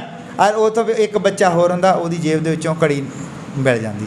ਉਹ ਕੀ ਕਰਦਾ, ਉਸ ਘੜੀ ਨੂੰ ਚੁੱਕਦਾ, ਵਿੱਚੋਂ ਹੌਲੀ ਦੇਣੀ ਆਪਣੀ ਜੇਬ ਦੇ ਵਿੱਚ ਪਾ ਲੈਂਦਾ, ਫਿਰ ਗਾਹ ਇੱਦਾਂ ਚੈੱਕ ਕਰਦਾ ਚੱਲ ਜਾਂਦਾ ਹੈ। ਔਰ ਬਾਅਦ ਦੇ ਵਿੱਚ ਕਹਿੰਦਾ ਚਲੋ ਬੈਠ ਜਾਓ, ਹੁਣ ਸਾਰੇ ਬੈਠ ਗਏ। ਤਾਂ ਉਹਦੇ ਬਾਅਦ ਦੇ ਵਿੱਚ ਉਹਨੂੰ ਜਿਹੜਾ ਇੰਸਪੈਕਟਰ ਸੀਗਾ ਉਹਨੂੰ ਕਹਿੰਦਾ ਸਰ ਤੁਹਾਡੀ ਘੜੀ ਜਿਹੜੀ ਆ ਉਹ ਮਿਲ ਗਈ। ਉਹ ਕਹਿੰਦਾ ਕਿੱਥੋਂ ਮਿਲੀ, ਕੌਣ ਸੀ ਚੋਰ? ਕਹਿੰਦਾ ਸਰ ਮੇਰੇ ਤੋਂ ਹੀ ਗਲਤੀ ਦੇ ਨਾਲ ਨਾ ਜੇਬ 'ਚ ਪੈ ਗਈ ਸੀ, ਮੇਰੇ ਤੋਂ ਹੀ ਗਲਤੀ ਦੇ ਨਾਲ ਜੇਬ 'ਚ ਪੈ ਗਈ ਸੀ ਕਹਿੰਦਾ। ਔਰ ਉਹ ਕਹਿੰਦਾ ਉਹਨੂੰ ਬੜੀ ਡਾਂਟ ਡੂੰਟ ਮਾਰਦਾ, ਹੋ ਸਕਦਾ ਉਹਦਾ ਪ੍ਰਮੋਸ਼ਨ ਜਿਹੜਾ ਅੱਗੇ ਰੁਕ ਗਿਆ ਹੋਵੇ, ਚੱਲ ਜਾਂਦਾ। ਔਰ ਉਸ ਤੋਂ ਬਾਅਦ ਕਈ ਸਾਲਾਂ ਬਾਅਦ ਉਸੇ ਸਕੂਲ ਦੀ ਫਿਰ ਇੰਸਪੈਕਸ਼ਨ ਹੁੰਦੀ ਹੈ, ਔਰ ਉੱਥੇ ਇੱਕ ਨਵਾਂ ਇੰਸਪੈਕਟਰ ਆਉਂਦਾ ਹੈ। ਅਜੇ ਉੱਥੇ ਨਵਾਂ ਇੰਸਪੈਕਟਰ ਆਉਂਦਾ ਤਾਂ ਉਹ ਸਭ ਤੋਂ ਪਹਿਲਾਂ ਉਹ ਜਿਹੜਾ ਬਜ਼ੁਰਗ ਹੋ ਚੁੱਕਾ ਸੀ ਬੁੱਢਾ ਟੀਚਰ, ਔਰ ਸਭ ਤੋਂ ਪਹਿਲਾਂ ਜਾ ਕੇ ਉਹਦੇ ਪੈਰੀਂ ਹੱਥ ਲਾਉਂਦਾ ਹੈ।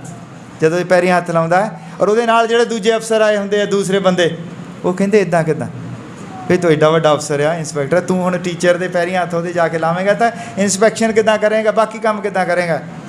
ਔਰ ਉਹਨੂੰ ਆਪਣੇ ਟੀਚਰ ਨੂੰ ਲਿਆਉਂਦਾ ਹੈ, ਬਿਠਾਉਂਦਾ, ਕਹਿੰਦਾ ਮੈਨੂੰ ਪਛਾਣਿਆ?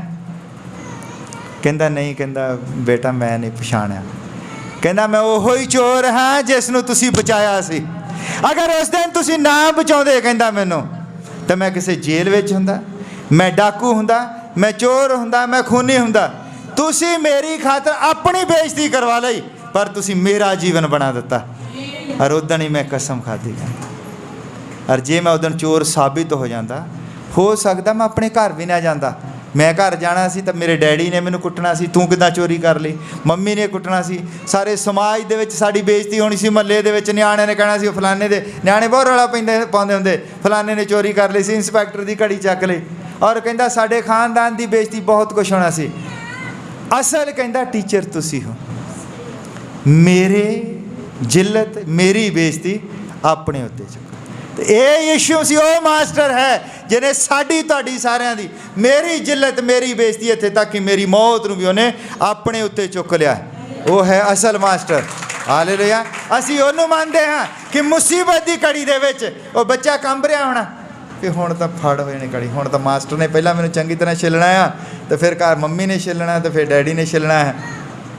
मेरी मुसीबत की घड़ी दे विच कहंदा तुसीं खड़े होए। तो जे हुण प्रभु यीशु मसीह साडी मुसीबत की घड़ी दे विच खड़ा होया है, तो हुण साडा फर्ज बनदा कि असीं उहदा नाम रोशन करिए। हालेलुया। असीं उहदी गवाही दईए कि मेरी खातर वो खड़ा होया है, ना कि असीं लोकां दे विच नुक्स कढीए। हुण क्योंकि चोर तो मैं ही सीगा, हुण मैं बच गया, मैं इंस्पैक्टर बन गया, तो मैं हुण बाकी लोकां दे विच नुक्स कढां, इदां नहींगा। हुण मेरा फर्ज बनता है कि मैं लोकां नूं बचावां जिद्दां मैं बचिया सी। हालेलुया। वधिया टीचर जिहड़ा है उन्हें बेइज्जती अपने उपर लैनी हुंदी है, उन्हें अपने उपर झलना हुंदा है, ना कि वो बंदे दे चाने लाउणे आ जिहड़ा मोरे बैठा, ਉਹਦੇ ਚਾਨੇ नहीं लाने, उन्हें अपने उपर चलना है। जब कोई संगत दे विच भाई भैन बीमार हो जाता है, अगर पास्टर उसनूं अपना दुख समझे कि ये साडी भैन है, ये दुखी है, और पास्टर रोज़ा रख के प्रार्थना करन लग पवे, सारी संगत एक भैन ते मुसीबत है और सारी संगत जिहड़ी आ उहदे लई प्रार्थना करे, फिर कोई भी शक्ति उहदी मुसीबत नूं रोक नहीं सकदी, उहनूं जरूर आज़ाद करेगी। तुहाडे विच होना चाहिए जज्बा, तुसी एक दूजे दे दुख दे विच सांझी होने चाहिए। पर जे तुसी एक दूजे दे दुख दे विच सांझी नहीं हुंदे तो फिर तुसी बाइबल नूं नहीं जानते। फिर तुहाडा 3-3 घंटे प्रचार सुनना, 2-2 घंटे प्रचार सुनना किसी काम दा नहीं गा, अगर तुसी किसी दे लई नहीं खड़े हुंदे हो, किसी दे लई नहीं जींदे हो। क्योंकि वचन दे पतरस कहंदा है विश्वास तो नेकी, नेकी तो धीरज। जे तुहानूं विश्वास ही हुंदे हो, तुसी प्रभु दे विश्वासी हो, तो तुहाडे विच एक गुण होना चाहिए नेकी करन दा। नेकी की है? जिस तरह पिछले मैं प्रचार दे पिछले एतवार मैं दस्सिया सीगा, मार्टन नाम दा बंदा, मार्टन लूथर जिहड़ा सीगा, वो भी नौकरी करदा सीगा, मिलटरी च सीगा। और जदों अपनी उत्थे ड्यूटी कर रहा है, घूम रहा मिलटरी जां मतलब किहड़ी भी विच होवेगा, पर उत्थे वो संतरी की ड्यूटी कर रहा सी। जब संतरी की ड्यूटी कर रहा तो उत्थे एक देखदा है कि एक बजुर्ग जिहा भिखारी ठंड दे नाल सुंगड़िया आ, कंब रहा आ, और वो जिहड़ा बंदा सी उत्थे ड्यूटी, मार्टन लूथर उहदा नाम सी, उहने लंबा कोट पाया सी पैरां तक। ठंड च जिहड़े जवान ठंड दे विच नौकरी करदे आ, वो लंबा कोट नहीं पाया हुंदा है। और वो देखदा कि ये भिखारी, वो कहंदा जे मैं अपना कोट ला के देता तो मैं ठंड च मर जाना, तो जे ये इदां रह गया इन्हें ठंड च मर जाना। वो अपने कोट के 2 हिस्से करता है, अपनी खुखरी कढ़दा है, जो चाकू टाइप जो भी तलवार होंदी है, उन्होंने कढ़ के वो 2 हिस्सों से उन्होंने पाड़ के वो उत्ते दे दिंदा है। और हुंदा की है, एक दिन फिर वो सुपने दे विच यीशु मसीह आउंदा है, वो अपने कमरे दे विच लम्मा पिया हुंदा है, प्रार्थना दे विच लगा हुंदा है, और यीशु मसीह वो कमरे दे विच आ जांदा। और जो यीशु मसीह वो कमरे च आउंदा है, तो उन्हें उहो ही कोट जिहड़ा 2 हिस्सों च कीता, यीशु मसीह ने कोट अपने मोढियां दे उत्ते रखिया होया सी। वो देखदा कहंदा ये तो कोट मेरा है, प्रभु तेरे कोल किदां? क्योंकि उहदे अंदर नेकी दा गुण सी। कहंदा जिहड़े लोग मेरे लोग हैं, जदों किसी गरीब दे नाल कुछ करदे हन तो मेरे लिए करदे हन। गरीबां दे लिए कुछ करना, वचन दे विच लिखिया है बेजुबानां दी जुबान बनो। जिहड़े लोग बोल नहीं सकते, जिहड़े लोग नहक्के मारे जाते हैं, उन्हां लई किहने खड़े होना है? मसीही लोकां ने। कोई दुख दे विच है, कुछ है, एक दूजे दे लई असीं खड़े होना है, एक दूजे लई दुआवां करनियां है। संत पौलुस कहंदा कि अगर किसी बीमार दे तुसीं घर जांदे हो, गरीब दे, अगर उत्थे तुसीं दुआ करी जांदे हो, उत्थे तुसीं उहनूं कही जांदे रज्जा पुज्जा रहा, तकड़ा रह, और ਉਹਦੀ रसोई च जाके नहीं देखते भी आटा हैगा कि नहीं हैगा। रजना कहंदा काहदे नाल ने? तुहाडी दुआ नाल थोड़ी रजना, ਉਹਨੂੰ आटा दे के आओ पहला तां कि रोटी खावे तो तकड़ा होवे उठे। मसीही लोकां दा काम है। और ਜਿਹੜੀਆਂ दसबंदा ਹਨ, मैं 5 मिनट ਲੈਣੇ ਹੋਰ, ਜਿਹੜੀ दसबंद ਤੁਸੀਂ ਦਿੰਦੇ ਹੋ ਚਰਚਾਂ ਦੇ ਵਿੱਚ, ਸਾਰੇ ਦਿੰਦੇ ਹੋ? ਮੈਨੂੰ भी ਦਿੰਦੇ ਹਨ ਕਈ ਭਾਈ ਭੈਣ। और दसबंद का जिहड़ा असल दे विच मतलब हुंदा है, मैं तुहानूं दसदा दसबंद काहदे लई हुंदी है। चंगी तरह सुणिओ, ਮੰਨ ਲਓ ਕਿ ਅਸੀਂ 10 ਬੰਦੇ ਹਾਂ, 10 ਬੰਦਿਆਂ ਦੇ ਵਿੱਚ ਇੱਕ ਬੰਦਾ ਪ੍ਰਚਾਰ ਕਰਨ ਲੱਗ ਪੈਂਦਾ, ਉਹ ਜਿਹੜੇ ਬਾਕੀ 9 ਬੰਦੇ ਹਨ, ਅਗਰ ਉਹ 10-10 ਹਜ਼ਾਰ ਰੁਪਏ ਦੀ ਨੌਕਰੀ ਕਰਦੇ ਆ, ਉਹਨਾਂ ਨੇ 1-1 ਹਜ਼ਾਰ ਰੁਪਇਆ ਉੱਥੇ ਦਿੱਤਾ, ਉਸ ਬੰਦੇ ਨੂੰ ਕੱਢ ਕੇ ਦਸਵੰਧ, ਕੀ ਹੋਇਆ? ਉਸ ਬੰਦੇ ਦੇ ਕੋਲ ਵੀ 9000 ਹੋ ਗਿਆ, ਇਹਨਾਂ ਦੇ ਕੋਲ ਵੀ 9000 ਹੋ ਗਿਆ, ਉਹ ਸਾਰੇ ਬਰਾਬਰ ਹੋ ਗਏ। ਇਹ ਹੈ ਚੇਲਿਆਂ ਵਾਲੀ ਸਿੱਖਿਆ, ਬਰਾਬਰ ਹੋ ਗਏ। ਪਰ ਹੁਣ ਹੁੰਦਾ ਕੀ ਆ ਕਿ ਬੰਦੇ ਤਾਂ ਹੋ ਗਏ 20 ਔਰ ਦਸਵੰਧ ਲੈਣ ਵਾਲਾ ਇੱਕੋ ਹੀ ਆ ਪਾਸਟਰ। ਉੱਥੇ ਕੀ ਹੋਣਾ? ਉਹਦੇ ਕੋਲ ਕਿੰਨਾ ਹੋ ਜਾਣਾ? 19000 ਰੁਪਈਆ। ਔਰ ਇਹਨਾਂ ਦੇ ਕੋਲ ਕਿੰਨਾ ਰਹਿ ਜਾਣਾ? 9-9 ਹਜ਼ਾਰ ਹੀ। ਉੱਥੇ ਜੇ ਬੰਦਾ ਹੋ ਜਾਵੇ 100 ਸੰਗਤੀ ਦੇ ਵਿੱਚ 1000 ਰੁਪਈਆ ਦਸਵੰਧ ਦੇਣ ਵਾਲਾ, ਉੱਥੇ ਕਿੰਨਾ ਹੋ ਜਾਣਾ? ਲੱਖ। ਅਤੇ ਤੁਹਾਡੇ ਕੋਲ ਕੀ ਹੋ ਜਾਣਾ? 9000। ਅਤੇ ਦਰਅਸਲ ਦਸਵੰਧ ਦਾ ਇਹ ਮਤਲਬ ਨਹੀਂ ਸੀ ਵੀ ਤੁਸੀਂ ਕਿਸੇ ਪਾਸਟਰ ਨੂੰ ਮੋਟਾ ਕਰਨਾ ਜਾਂ ਤੁਸੀਂ ਮੈਨੂੰ ਮੋਟਾ ਕਰਨਾ। ਦਸਵੰਧ ਦਾ ਮਤਲਬ ਇਹ ਹੈ ਕਿ ਜਦ ਅਸੀਂ 10 ਬੰਦਿਆਂ ਨੇ ਸ਼ੁਰੂ ਕੀਤਾ ਹੈ, ਉਹਦੇ ਵਿੱਚ ਤੁਸੀਂ ਮੈਨੂੰ ਵੀ 1000 ਦਿੰਦੇ, ਮੇਰੇ ਕੋਲ 9000 ਹੋ ਗਿਆ। ਹੁਣ ਇਸ ਤੋਂ ਬਾਅਦ ਅਗਰ ਕੋਈ ਬੰਦਾ ਆਉਂਦਾ, ਉਹਦੀ ਜਿਹੜੀ ਦਸਵੰਧ ਹੈ ਉਹ ਸੇਵਾ 'ਚ ਲੱਗਣੀ ਚਾਹੀਦੀ ਹੈ। ਹਾਲੇਲੂਇਆ। ਮੰਨ ਲਓ 100 ਬੰਦਾ ਹੋ ਗਿਆ, ਮੇਰੇ ਕੋਲ 90000 ਰੁਪਇਆ ਇਕੱਠਾ ਹੋ ਜਾਂਦਾ ਹੈ, ਅਤੇ ਮੈਂ ਹੱਕਦਾਰ ਉਹਨੇ ਦਾ ਹੀ ਹੈ ਜਿੰਨਾ ਮੇਰਾ ਸੰਗਤੀ ਦਾ ਮੈਂਬਰ ਆ। ਇੱਕ ਸੰਗਤੀ ਦੇ ਮੈਂਬਰ 10000 ਦੇ ਨਾਲ ਘਰ ਚਲਾਉਂਦਾ, ਅਤੇ ਮੈਂ ਵੀ 10000 ਨਾਲ ਹੀ ਘਰ ਚਲਾਉਣਾ ਹੈ। ਉਹ ਜਿਹੜਾ 80000 ਰੁਪਇਆ ਬਚਦਾ ਹੈ, ਉਹਦੇ ਨਾਲ ਹੈ ਕਿ ਕਲੀਸਿਆ ਦੇ ਵਿੱਚੋਂ ਲੋਕ ਖੜੇ ਹੋਣ, ਹੋਰ ਬੰਦੇ ਖੜੇ ਹੋਣ, ਉਹ ਜਾ ਕੇ ਪ੍ਰਚਾਰ ਕਰਨ, ਮਿਸ਼ਨਰੀ ਖੜੇ ਹੋਣ, ਐਵੈਂਜਲਿਸਟ ਖੜੇ ਹੋਣ, ਉਹ ਅਗਲੇ ਪਿੰਡ 'ਚ ਜਾ ਕੇ ਪ੍ਰਚਾਰ ਕਰਨ, ਅਗਲੇ ਪਿੰਡ ਦੇ ਵਿੱਚ ਸੰਗਤੀ ਸ਼ੁਰੂ ਹੋਵੇ, ਫਿਰ ਉੱਥੋਂ ਬੰਦੇ। ਇਹ ਜਿਹੜਾ ਇਹ ਦਸਵੰਧ ਜਿਹੜੀ ਆ, ਇਹ ਪਰਮੇਸ਼ਰ ਦਾ ਪੈਸਾ। ਇੱਦਾਂ ਦਸਵੰਧ ਜਿਹੜੀ ਹੈ ਪਾਸਟਰ ਦੀਆਂ ਗੱਡੀਆਂ ਦੀਆਂ ਕਿਸ਼ਤਾਂ ਦੇਣ ਲਈ ਨਹੀਂ ਹੁੰਦੀ। ਭਾਵੇਂ ਮੈਂ ਵੀ ਲੈਂਦਾ, ਔਰ ਮੈਂ ਤੁਹਾਡੇ ਤੋਂ ਦਸਵੰਧ ਲੈ ਕੇ ਮੈਂ ਲੱਖ ਰੁਪਏ ਦਾ ਕੁੱਤਾ ਖਰੀਦ ਲਿਆਵਾਂ, ਬੜਾ ਸੋਹਣਾ ਲੱਗਾ ਮੈਨੂੰ ਉੱਥੇ, ਤੁਹਾਡੀ ਦਸਵੰਧ ਦੇ ਨਾਲ ਮੈਂ ਲੱਖ ਰੁਪਏ ਦਾ ਕੁੱਤਾ ਨਹੀਂ ਖਰੀਦ ਸਕਦਾ। ਤੁਹਾਡੀ ਦਸਵੰਧ ਹੈ ਕਿ ਪਰਮੇਸ਼ਰ ਦੇ ਲੋਕਾਂ ਲਈ ਕੁਛ ਕੀਤਾ ਜਾਵੇ। ਜਿਹੜੀ ਤੁਹਾਡੀ ਦਸਵੰਧ ਅਗਰ ਸੰਗਤ ਦੇ ਵਿੱਚ ਕੋਈ ਵਿਧਵਾ ਹੈ, ਉਹਦਾ ਪਾਲਣ ਪੋਸ਼ਣ ਉਸ ਚਰਚ ਨੇ ਕਰਨਾ ਹੈ, ਜਿਹੜੀ ਉਹ ਚਰਚ ਦੇ ਵਿੱਚ ਆ। ਅਗਰ ਉੱਥੇ ਕੋਈ ਅਨਾਥ ਬੱਚਾ ਹੈ, ਉਸ ਚਰਚ ਨੇ ਉਸ ਅਨਾਥ ਬੱਚੇ ਦਾ ਪਾਲਣ ਪੋਸ਼ਣ ਕਰਨਾ। ਕਾਹਦੇ ਨਾਲ ਕਰਨਾ ਹੈ? ਤੁਹਾਡੀ ਦਸਵੰਧ ਦੇ ਨਾਲ। ਪਰ ਤੁਸੀਂ ਜੇ ਇੱਦਾਂ ਦਾ ਕੁਛ ਵੀ ਨਹੀਂ ਕਰਦੇ ਹੋ, ਤੁਸੀਂ ਸੋਚਦੇ ਹੋ ਕਿ ਮੈਂ ਹੀ ਮੋਟਾ ਹੋ ਜਾਵਾਂ, ਮੇਰੀ ਮਤਲਬ ਆਹ ਏਡੀ ਹੁਣ ਮੇਰੀ ਚਰਚ ਆ, ਮੇਰੀ ਦਸਵੰਧ ਹੋਣ ਲੱਗ ਪਈ ਲੱਖ ਰੁਪਈਆ, ਅਤੇ ਮੈਂ ਉੱਥੇ ਮੋਰੇ ਖੇਤ ਲਵਾਂ, ਫਿਰ ਮੈਂ ਉੱਥੇ ਚਰਚ ਬਣਾਵਾਂ, ਉੱਥੇ ਮੈਂ ਵੱਡੀਆਂ ਵੱਡੀਆਂ ਹੋਰ ਗੱਡੀਆਂ ਲਵਾਂ। ਇਹ ਦਸਵੰਧ ਦਾ ਕੰਮ ਨਹੀਂ ਹੈ। ਦਸਵੰਧ ਦਾ ਕੰਮ ਹੈ ਕਿ ਜਿਹੜਾ ਪੈਸਾ ਹੈ ਪਰਮੇਸ਼ਰ ਦੇ ਕੰਮਾਂ ਦੇ ਵਿੱਚ ਲਾਇਆ ਜਾਵੇ, ਪਰਮੇਸ਼ਰ ਦੇ ਲੋਕਾਂ ਦੀ ਸੇਵਾ ਕੀਤੀ ਜਾਵੇ, ਜਿਸ ਤਰ੍ਹਾਂ ਚੇਲੇ ਕਰਦੇ ਸੀਗੇ। ਚੇਲਿਆਂ ਦਾ ਕੰਮ ਕੀ ਹੈ? ਬਰਾਬਰਤਾ। ਉਹ ਸਾਰੇ ਮਿਲ ਵਰਤ ਕੇ ਖਾਂਦੇ ਸੀਗੇ, ਇੱਦਾਂ ਨਹੀਂ ਸੀਗਾ ਇੱਕ ਬੰਦਾ ਉਹਨਾਂ 'ਚ ਚਿਕਨ ਬਿਰਿਆਨੀ ਖਾ ਰਿਹਾ ਅਤੇ ਦੂਜਾ ਬੰਦਾ ਜਿਹੜਾ ਉੱਥੇ ਵਿਚਾਰਾ ਆਲੂ ਕੁੱਟ ਕੇ ਖਾ ਰਿਹਾ, ਇੱਦਾਂ ਨਹੀਂ ਸੀਗਾ। ਉਹ ਬਰਾਬਰ ਹੀ ਸਭ ਖਾਣਾ ਖਾਂਦੇ ਸੀਗੇ। ਇਸ ਲਈ ਇਹ ਇੱਕ ਗਰੁੱਪ ਹੁੰਦਾ ਹੈ। ਇਹ ਪਰਮੇਸ਼ਰ ਦੇ ਲੋਕ ਇੱਕ ਸੰਗਤੀ ਹੈ। ਸੰਗਤੀ ਦਾ ਮਤਲਬ ਉਹਦੀ ਦੇਹ ਹੈ। ਜਿਹੜਾ ਪਾਲਣ ਪੋਸ਼ਣ ਮੇਰੇ ਇਸ ਹੱਥ ਨੂੰ ਮਿਲਦਾ, ਇਹੋ ਹੀ ਤਾਂ ਪਾਲਣ ਪੋਸ਼ਣ ਦੂਜੇ ਨੂੰ ਮਿਲਣਾ ਚਾਹੀਦਾ। ਸੰਗਤ ਦੇ ਬੰਦੇ ਜਿਹੜੇ ਮਿਲ ਜੁਲ ਕੇ ਆਪਣਾ ਜੀਵਨ ਬਤੀਤ ਕਰਦੇ ਆ, ਇੱਕ ਦੂਜੇ ਦੇ ਦੁੱਖ ਸੁੱਖ ਦੇ ਵਿੱਚ ਸਾਂਝੀ ਹੁੰਦੇ ਆ, ਇੱਕ ਦੂਜੇ ਦੇ ਨਾਲ ਖੜੇ ਹੁੰਦੇ ਹਨ। ਪਰ ਇੱਦਾਂ ਹੋ ਨਹੀਂ ਰਿਹਾ। ਪਾਸਟਰ ਲੋਕ ਹੋਰ ਮੋਟੇ ਹੁੰਦੇ ਜਾਂਦੇ ਆ, ਅਤੇ ਕਲੀਸਿਆ ਜਿਹੜੀ ਆ ਹੋਰ ਗਰੀਬ ਹੁੰਦੀ ਜਾਂਦੀ। ਹੁੰਦਾ ਕੀ ਆ? ਪਾਸਟਰ ਕਿੱਦਾਂ ਮੋਟਾ ਹੋ ਜਾਂਦਾ? ਮੰਨ ਲਓ ਕਿ ਮੇਰੇ ਨਾਲ ਬੰਦਾ ਹੈ, ਭਾਈ ਪਲਵਿੰਦਰ ਹੈ, ਮੰਨ ਲਓ ਮੈਂ ਜਿੰਨੀਆਂ ਸੰਗਤੀਆਂ ਕਰਦਾ, ਮੈਂ ਕਹਿੰਦਾ ਭਾਈ ਪਲਵਿੰਦਰ ਜਿੰਨੀਆਂ ਮੈਂ ਸੰਗਤੀਆਂ ਕਰਦਾ ਤੂੰ ਵੀ ਓਨੀਆਂ ਸੰਗਤੀਆਂ ਕਰਨੀਆਂ। ਹੁਣ ਉਹ ਬੰਦਾ 400 ਰੁਪਇਆ ਮੰਨ ਲਓ ਦਿਹਾੜੀ ਲੈਂਦਾ ਹੈ, ਉਹ ਜਦੋਂ ਮੇਰੇ ਨਾਲ ਉਹਨੇ ਜਾਣਾ ਸੰਗਤੀ ਤੇ 200 ਰੁਪਏ ਦਾ ਤਾਂ ਤੇਲ ਪਵਾ ਕੇ ਆ ਗਿਆ ਪਹਿਲਾਂ ਮੋਟਰਸਾਈਕਲ ਦੇ ਵਿੱਚ, ਉਹ ਬੰਦਾ 600 ਰੁਪਏ ਨੂੰ ਪਿੱਛੇ ਚੱਲ ਗਿਆ ਅੱਜ। ਔਰ ਮੈਂ ਜਿੱਥੇ ਸੰਗਤੀ ਕਰਨ ਜਾ ਰਿਹਾ ਮੈਨੂੰ ਉੱਥੋਂ 1000 ਮਿਲ ਜਾਣਾ। ਇਹ ਬੰਦੇ ਨੇ ਮੇਰੇ ਨਾਲ ਜਾਈ ਜਾਣਾ, ਇਹਦਾ ਖਜ਼ਾਨਾ ਘਟੀ ਜਾਣਾ, ਕਿਉਂਕਿ ਇਹਦਾ ਮਹੀਨੇ ਦੀਆਂ ਨੇ ਜੇ 4 ਐਤਵਾਰ ਤੋਂ ਉੱਦਾਂ ਹੀ ਆ ਗਿਆ, ਇਹਦੇ ਉੱਦਾਂ ਹੀ ਐਤਵਾਰ ਟੁੱਟ ਗਏ। ਤੁਸੀਂ ਇੱਥੇ ਆਉਂਦੇ ਹੋ ਨਾ, ਤੁਸੀਂ ਇੱਥੇ ਗੱਲੇ 'ਚ ਪਾਉਂਦੇ ਹੋ, ਤੁਹਾਡੇ ਪੈਸੇ ਘਟਦੇ ਆ ਅਤੇ ਮੇਰੇ ਪੈਸੇ ਵੱਧਦੇ ਆ। ਪਰ ਤੁਸੀਂ ਇਸ ਲਈ ਦਿੰਦੇ ਹੋ ਕਿ ਪਰਮੇਸ਼ਰ ਦਾ ਕੰਮ ਚੱਲੇ, ਵੀ ਅਸੀਂ ਪੱਖਿਆਂ ਥੱਲੇ ਬੈਠਦੇ ਹਾਂ ਜਾਂ ਕੁਛ ਵੀ, ਇਹ ਪਰਮੇਸ਼ਰ ਦਾ ਬਿੱਲ ਦਾ ਪਰਮੇਸ਼ਰ ਦੇ ਕੰਮ ਦੇ ਲਈ। ਇਹ ਇਸ ਕਰਕੇ ਨੇਗਾ ਕਿ ਮੇਰੇ ਬਈ ਪਾਸਟਰ ਨਵੀਂ ਗੱਡੀ ਲਵੇ ਹੁਣ, ਅਤੇ ਮੈਂ ਤੁਹਾਨੂੰ ਤੰਗ ਕਰਾਂ ਕਿ ਪਰਮੇਸ਼ਰ ਲਈ ਕੁਛ ਕਰੋ, ਪਰਮੇਸ਼ਰ ਲਈ ਕੁਛ ਕਰੋ। ਬਈ ਤੁਸੀਂ ਆਪਣੇ ਕੰਮ ਧੰਦੇ ਛੱਡੋ, ਪਰਮੇਸ਼ਰ ਲਈ ਕੁਛ ਕਰੋ। ਪਰਮੇਸ਼ਰ ਲਈ ਕਿੱਦਾਂ ਕਰਨਾ?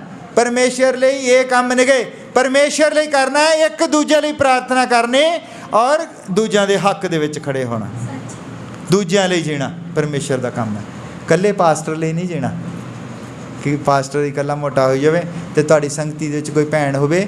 ਜੇ ਸਾਡੀ ਸੰਗਤੀ ਦੇ ਵਿੱਚ ਕੋਈ ਭੈਣ ਰਾਤ ਨੂੰ ਭੁੱਖੀ ਸੁੱਤੀ ਹੈ ਤੇ ਕਸੂਰ ਸਾਡਾ ਹੈ, ਕਿਉਂਕਿ ਅਸੀਂ ਇੱਕ ਦੂਜੇ ਨਾਲ ਫੋਨ ਤੇ ਗੱਲਾਂ ਨਹੀਂ ਕਰਦੇ, ਨਾ ਕਿਸੇ ਭੈਣ ਨੂੰ ਪਤਾ ਹੈ। ਜੇ ਕਿਸੇ ਭਾਈ ਭੈਣ ਨੂੰ ਪਤਾ ਹੋਵੇ ਔਰ ਉਹ ਕਵੇ ਵੀ ਉਹ ਸਾਡੀ ਭੈਣ ਵੀ ਬਿਮਾਰ ਹੈ, ਉੱਥੇ ਅੱਜ ਭੁੱਖੀ ਸੁੱਤੀ ਹੈ, ਤਾਂ ਦੂਜੀ ਭੈਣ ਨੂੰ ਜਾਂ ਤੀਜੀ ਭੈਣ ਨੂੰ ਪਤਾ ਲੱਗੇ, ਉਹ ਕਵੇ ਇੱਦਾਂ ਕਿੱਦਾਂ ਹੋ ਗਿਆ, ਉਹ ਕਿੱਦਾਂ ਭੁੱਖੀ ਸੁੱਤੀ, ਫੋਨ ਕਰ ਵੀ ਤੂੰ ਕਿੱਦਾਂ ਭੁੱਖੀ ਸੁੱਤੀ, ਤੂੰ ਸਾਨੂੰ ਕਿਉਂ ਨਹੀਂ ਦੱਸਿਆ। ਤੇ ਉਹ ਸਾਡੀ ਸੰਗਤੀ ਦਾ ਫਰਜ਼ ਬਣਦਾ ਹੈ ਫਿਰ ਉਹਨੂੰ ਰੋਟੀ ਖਿਲਾਉਣੀ, ਨਾ ਕਿ ਉਹ ਫਿਰ ਅਸੀਂ ਕਹਿਣਾ ਉਹ ਆਪਣੇ ਕੰਮੀ ਭੁੱਖੀ ਮਰ ਰਹੀ ਹੈ, ਉਹ ਕਿਹੜਾ ਕਦੀ ਦਸਵੰਧ ਦਿੰਦੀ, ਉਹ ਕਿਹੜਾ ਕਦੀ ਚੰਦਾ ਦਿੰਦੀ, ਉਹਨੇ ਭੁੱਖੀ ਮਰਨਾ। ਇਹ ਪਾਸਟਰ ਦਾ ਕੰਮ ਨਹੀਂਗਾ, ਇਹ ਇੱਕ ਵੱਖਰੀ ਬਿਮਾਰੀ ਹੁੰਦੀ ਹੈ। ਪਾਸਟਰ ਦਾ ਕੰਮ ਹੈ ਇੱਕ ਦੂਜੇ ਦੇ ਨਾਲ ਖੜੇ ਹੋਣਾ। ਤੇ ਮੈਂ ਇਹ ਪ੍ਰਚਾਰ ਇੱਦਾਂ ਦੇ ਨਹੀਂ ਕਰਦਾ। ਭਾਈ ਭੈਣ ਜਿੱਦਾਂ ਵਿੱਚ ਨਵੇਂ ਆਏ ਹਨ, ਮੈਂ ਕਿਹਾ ਚਲੋ ਥੋੜ੍ਹਾ ਪਤਾ ਲੱਗ ਜਾਏ ਤੁਹਾਨੂੰ ਵੀ ਤੁਹਾਡੀਆਂ ਦਸਵੰਧਾਂ ਜਿਹੜੀਆਂ ਕਿੱਥੇ ਜਾਂਦੀਆਂ। ਤੁਹਾਡੀ ਦਸਵੰਧ ਜਿਹੜੀ ਹੈ ਉਹ, ਜੇ ਹੁਣ ਪਾਸਟਰ ਪ੍ਰਚਾਰ ਕਰੇ ਵੀ ਮੇਰੇ ਘਰ ਰੱਖਣ ਨੂੰ ਥਾਂ ਨਹੀਂ, ਮੈਂ ਤਾਂ ਧੱਕੇ ਮਾਰ ਮਾਰ ਕੇ ਚੀਜ਼ਾਂ ਬਾਹਰ ਕੱਢਦਾ, ਫਿਰ ਸੰਗਤੀ ਤੋਂ ਵੀ ਪੁੱਛ ਲਾ, ਉਹ ਜਾਨ ਸਿਲੰਡਰ ਖਤਮ ਹੋਏ ਨੂੰ ਕਿੰਨੇ ਦਿਨ ਹੋ ਗਏ। ਸੰਗਤੀ ਤੋਂ ਵੀ ਪੁੱਛ ਲਾ ਵੀ ਭੈਣ ਸਾਰੇ ਠੀਕ ਠਾਕ ਹੋ, ਕੋਈ ਬਿਮਾਰ ਤਾਂ ਨਹੀਂਗਾ ਸਾਡੇ ਵਿੱਚ, ਕੋਈ ਇੱਦਾਂ ਦਾ ਹੋਵੇ ਬਿਮਾਰ ਜਿਹਨੂੰ ਕਿੰਨੇ ਦਿਨ ਹੋ ਗਏ ਦਵਾਈ ਨਾ ਲੱਭੀ ਹੋਵੇ, ਅਸੀਂ ਉਹਦੇ ਲਈ ਪ੍ਰਾਰਥਨਾ ਕਰ ਸਕਦੇ ਹਾਂ, ਅਸੀਂ ਉਹਦੇ ਘਰ ਜਾ ਕੇ ਉਹਦਾ ਹਾਲ ਚਾਲ ਪੁੱਛ ਸਕਦੇ ਹਾਂ। ਇਹ ਕੰਮ ਹੁੰਦਾ ਸੰਗਤੀ ਦਾ। ਸੰਗਤੀ ਦਾ ਮਤਲਬ ਫੈਲੋਸ਼ਿਪ, ਇੱਕ ਦੂਜੇ ਦੇ ਦੁੱਖ ਦਰਦ ਦੇ ਵਿੱਚ ਸਾਂਝੇ ਹੋਣਾ, ਇੱਕ ਦੂਜੇ ਨੂੰ ਪੁੱਛਦੇ ਰਹਿਣਾ। ਉਹ ਤੁਸੀਂ ਆਪਸ ਵਿੱਚ ਪੁੱਛ ਸਕਦੇ ਹੋ, ਜੇ ਤੁਹਾਡੇ ਤੋਂ ਨਹੀਂ ਹੁੰਦਾ ਵੀ ਜ਼ਿਆਦਾ ਹੋ ਗਈ, ਤੁਸੀਂ ਆਪਣੇ ਪਾਸਟਰ ਨੂੰ ਦੱਸ ਸਕਦੇ ਹੋ ਵੀ ਭਾਈ ਉਹ ਭੈਣ ਜ਼ਿਆਦਾ ਬਿਮਾਰ ਹੋ ਗਈ ਆ ਅਤੇ ਅਸੀਂ ਹੁਣ ਕੀ ਕਰੀਏ। ਅਤੇ ਫਿਰ ਅਸੀਂ ਮੰਨ ਲਓ ਅਸੀਂ 20 ਬੰਦੇ ਇੱਥੇ, ਅਸੀਂ ਫਿਰ 100 ਵੀ ਪਾਵਾਂਗੇ, ਕਿੰਨਾ ਹੋ ਜਾਣਾ 2000 ਰੁਪਈਆ। ਅਤੇ ਭੈਣ ਸਕੈਨ ਕਰਾ ਸਕਦੀ, ਪਤਾ ਲੱਗ ਸਕਦਾ ਆ ਕੀ ਬਿਮਾਰੀ ਹੈ, ਪਤਾ ਨਹੀਂ ਲੱਗ ਸਕਦਾ।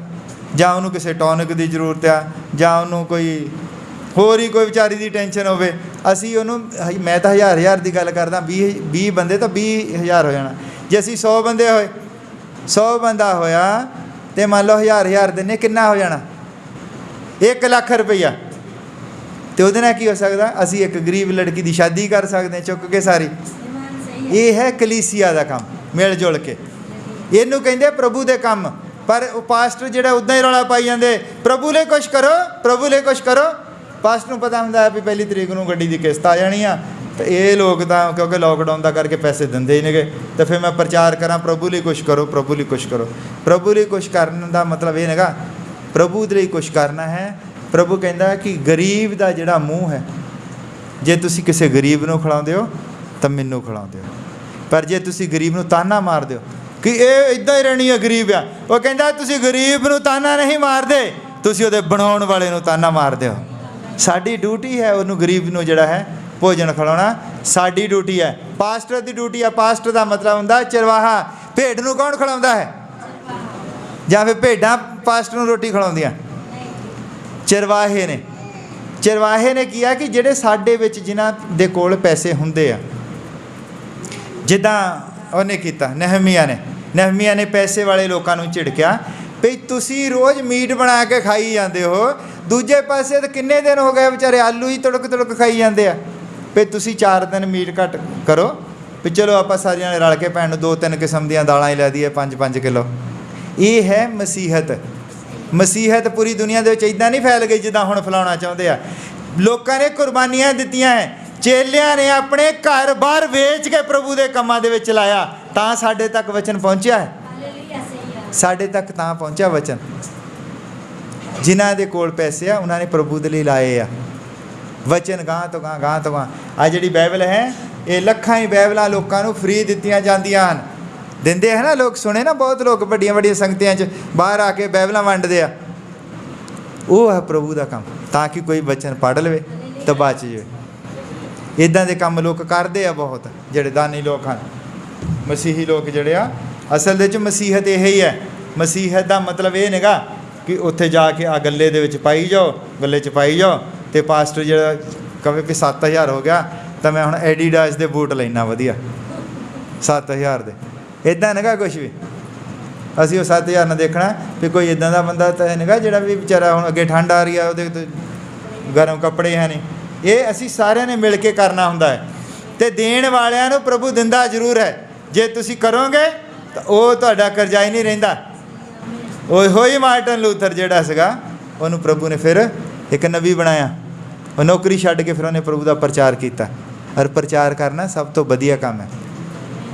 ਜਦੋਂ ਇੱਕ ਬੰਦਾ ਵਿੰਕਲਿੰਗਟਨ ਦੇ ਆਫਿਸ ਦੇ ਵਿੱਚ ਆਇਆ, ਉਹਦੇ ਪਿੰਡ ਦਾ ਸੀਗਾ ਉਹ, ਔਰ ਕਹਿੰਦਾ ਵੀ ਹੁਣ ਸਾਡੇ ਪਿੰਡ ਦਾ ਜਿਹੜਾ ਆ ਬੰਦਾ ਰਾਸ਼ਟਰਪਤੀ ਬਣਿਆ ਆ, ਮੈਂ ਕੋਈ ਵਧੀਆ ਨੌਕਰੀ ਲੈ ਲਵਾਂ। ਔਰ ਉਹ ਸੀਗਾ ਪ੍ਰਚਾਰਕ ਛੋਟਾ ਮੋਟਾ। ਜਦੋਂ ਵਿੰਕਲਿੰਗਟਨ ਦੇ ਕੋਲ ਗਿਆ, ਉਹ ਕਹਿੰਦਾ ਵੀ ਜਿਹੜੇ ਮੋਰੇ ਬੰਦੇ ਹੁੰਦੇ ਆ ਸਿਪਾਹੀ, ਉਹਨੇ ਦੱਸਿਆ ਵੀ ਤੁਹਾਡੇ ਪਿੰਡ ਦਾ ਬੰਦਾ ਆਇਆ ਪਾਸਟਰ। ਉਹ ਕਹਿੰਦਾ ਲੈ ਕੇ ਆਓ। ਔਰ ਉਹਨੂੰ ਉੱਠ ਕੇ ਖੜਾ ਹੋ ਗਿਆ, ਕਹਿੰਦਾ ਵੀ ਕਿੱਦਾਂ ਆਏ ਪਾਸਟਰ ਜੀ? ਉਹ ਕਹਿੰਦਾ ਮੈਂ ਕਿਹਾ ਵੀ ਹੁਣ ਕੋਈ ਨੌਕਰੀ ਲੈ ਲਈਏ ਵਧੀਆ। ਔਰ ਉਹ ਜਿਹੜਾ ਉੱਥੇ ਗੋਡਿਆਂ ਭਾਰ ਹੋ ਗਿਆ ਵਿੰਕਲਿੰਗਟਨ। ਕਹਿੰਦਾ ਪਾਸਟਰ ਜੀ ਜਿਹੜਾ ਕੰਮ ਤੁਸੀਂ ਕਰਦੇ ਹੋ ਇਹਦੇ ਨਾਲੋਂ ਵੱਡੀ ਨੌਕਰੀ ਮੇਰੇ ਕੋਲ ਹੈ ਨਹੀਂਗੀ। ਇਹਦੇ ਨਾਲ ਵੱਡੀ ਕਿਹੜੀ ਨੌਕਰੀ ਆ ਜਿਹੜਾ ਤੁਸੀਂ ਕੰਮ ਕਰ ਰਹੇ ਹੋ? ਇੱਦਾਂ ਹੀ ਜਿਹੜਾ ਹੋਇਆ ਜਿਹੜਾ ਕੈਨੇਡੀ ਸੀਗਾ, ਅਬਰਾਹਮ ਲਿੰਕਨ ਜਿਹੜਾ ਸੀਗਾ, ਉਹ ਵੀ ਬਹੁਤ ਮਾੜੀਆਂ ਸਥਿਤੀਆਂ ਦੇ ਵਿੱਚ ਦੀ ਨਿਕਲਿਆ। 18 ਵਾਰ ਉਹਨੇ ਇਲੈਕਸ਼ਨ ਹਾਰਿਆ। ਫਿਰ ਉਹ ਮੁੜ ਕੇ ਰਾਸ਼ਟਰਪਤੀ ਜਦ ਬਣਿਆ ਤਾਂ ਉੱਥੇ ਇੱਕ ਲੜਕਾ ਚਲਾ ਗਿਆ ਉੱਥੇ ਨੌਕਰੀ ਮੰਗਣ। ਉਹ ਵੀ ਇੱਦਾਂ ਪੰਡਾਲ ਗਰੀਬਾਂ ਦੀਆਂ ਸੁਣਦਾ ਹੁੰਦਾ। ਇੱਕ ਲੜਕਾ ਚਲ ਗਿਆ, ਉਹ ਕਹਿੰਦਾ ਵੀ ਤੂੰ ਕੰਮ ਕੀ ਕਰਦਾ, ਤੈਨੂੰ ਐਕਸਪੀਰੀਅੰਸ ਕਾਹਦਾ? ਉਹ ਕਹਿੰਦਾ ਜੀ ਮੈਂ ਕੰਮ ਤਾਂ ਕਹਿੰਦਾ ਮੈਂ ਕੋਈ ਨਹੀਂ ਕਰਦਾ, ਉੱਦਾਂ ਕਹਿੰਦਾ ਮੈਂ ਪ੍ਰਚਾਰਕ ਹਾਂ।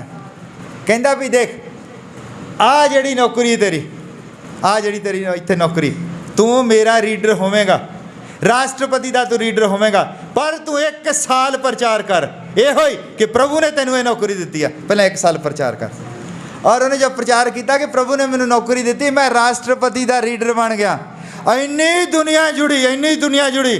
ਫਿਰ ਜਦੋਂ ਉਹਨੂੰ ਆਫਰ ਲੈਟਰ 'ਤੇ ਜੋਬ ਕਰਨ ਦਾ ਟਾਈਮ ਮਿਲਿਆ, ਉਹ ਕਹਿੰਦਾ ਮੈਂ ਹੁਣ ਜੋਬ ਕਿੱਦਾਂ ਕਰਨੀ ਆ? ਮੈਂ ਤਾਂ ਲੋਕੀ ਕੋਈ ਹਜ਼ਾਰਾਂ ਲੋਕ ਮੇਰੇ ਨਾਲ ਜੁੜੇ ਹੋਏ ਆ। ਨੌਕਰੀ ਨੂੰ ਫਿਰ ਠੋਕਰ ਮਾਰ ਦਿੱਤੀ। ਸੀਗਾ ਕਿ ਉਹਨੂੰ ਪਤਾ ਸੀਗਾ, ਅਬਰਾਹਮ ਲਿੰਕਨ ਨੂੰ ਪਤਾ ਸੀ ਵੀ ਜਿਹੜਾ ਇਹ ਕੰਮ ਕਰ ਰਿਹਾ ਹੈ ਇਹਦੀ ਗਵਾਹੀ ਦੇ ਵਿੱਚ ਦਮ ਨੇਗਾ। ਪਾਸਟਰ ਤਾਂ ਹੈ ਇਹੋ, ਪਰ ਇਹਦੀ ਗਵਾਹੀ 'ਚ ਦਮ ਨੇਗਾ। ਉਹਨੇ ਗਵਾਹੀ ਖੜੀ ਕਰਕੇ ਦਿੱਤੀ। ਨੌਕਰੀ ਨਹੀਂ ਸੀ ਉਹਨੂੰ ਕੋਈ ਵੀ ਦਿੱਤੀ। ਉੱਦਾਂ ਹੀ ਕਿਹਾ ਵੀ ਤੂੰ ਮੇਰਾ ਸਟੈਨੋ ਹੋਵੇਂਗਾ, 1 ਸਾਲ ਬਾਅਦ ਤੂੰ ਪ੍ਰਚਾਰ ਗਏ ਹੋਏ ਕਿ ਪ੍ਰਭੂ ਨੇ ਤੈਨੂੰ ਨੌਕਰੀ ਦਿੱਤੀ ਹੈ।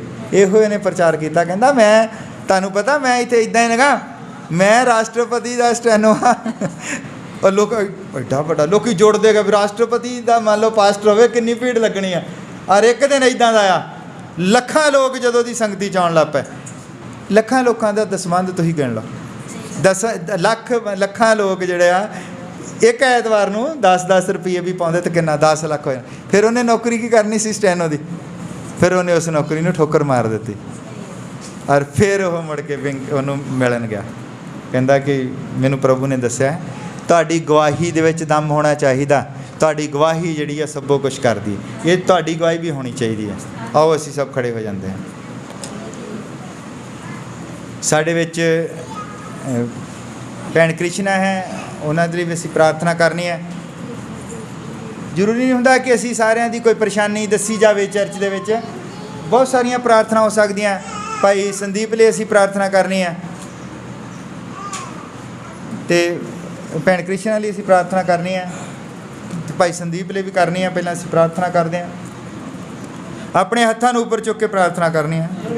ਪ੍ਰਭੂ ਯਿਸੂ ਮਸੀਹ ਤੇਰਾ ਬਹੁਤ ਧੰਨਵਾਦ ਹੋਵੇ ਪਿਤਾ, ਤੂੰ ਸਾਨੂੰ ਯੋਧੇ ਬਣਾਇਆ ਹੈ। ਔਰ ਯੋਧਿਆਂ ਨੇ ਲੜਨਾ ਹੁੰਦਾ ਹੈ।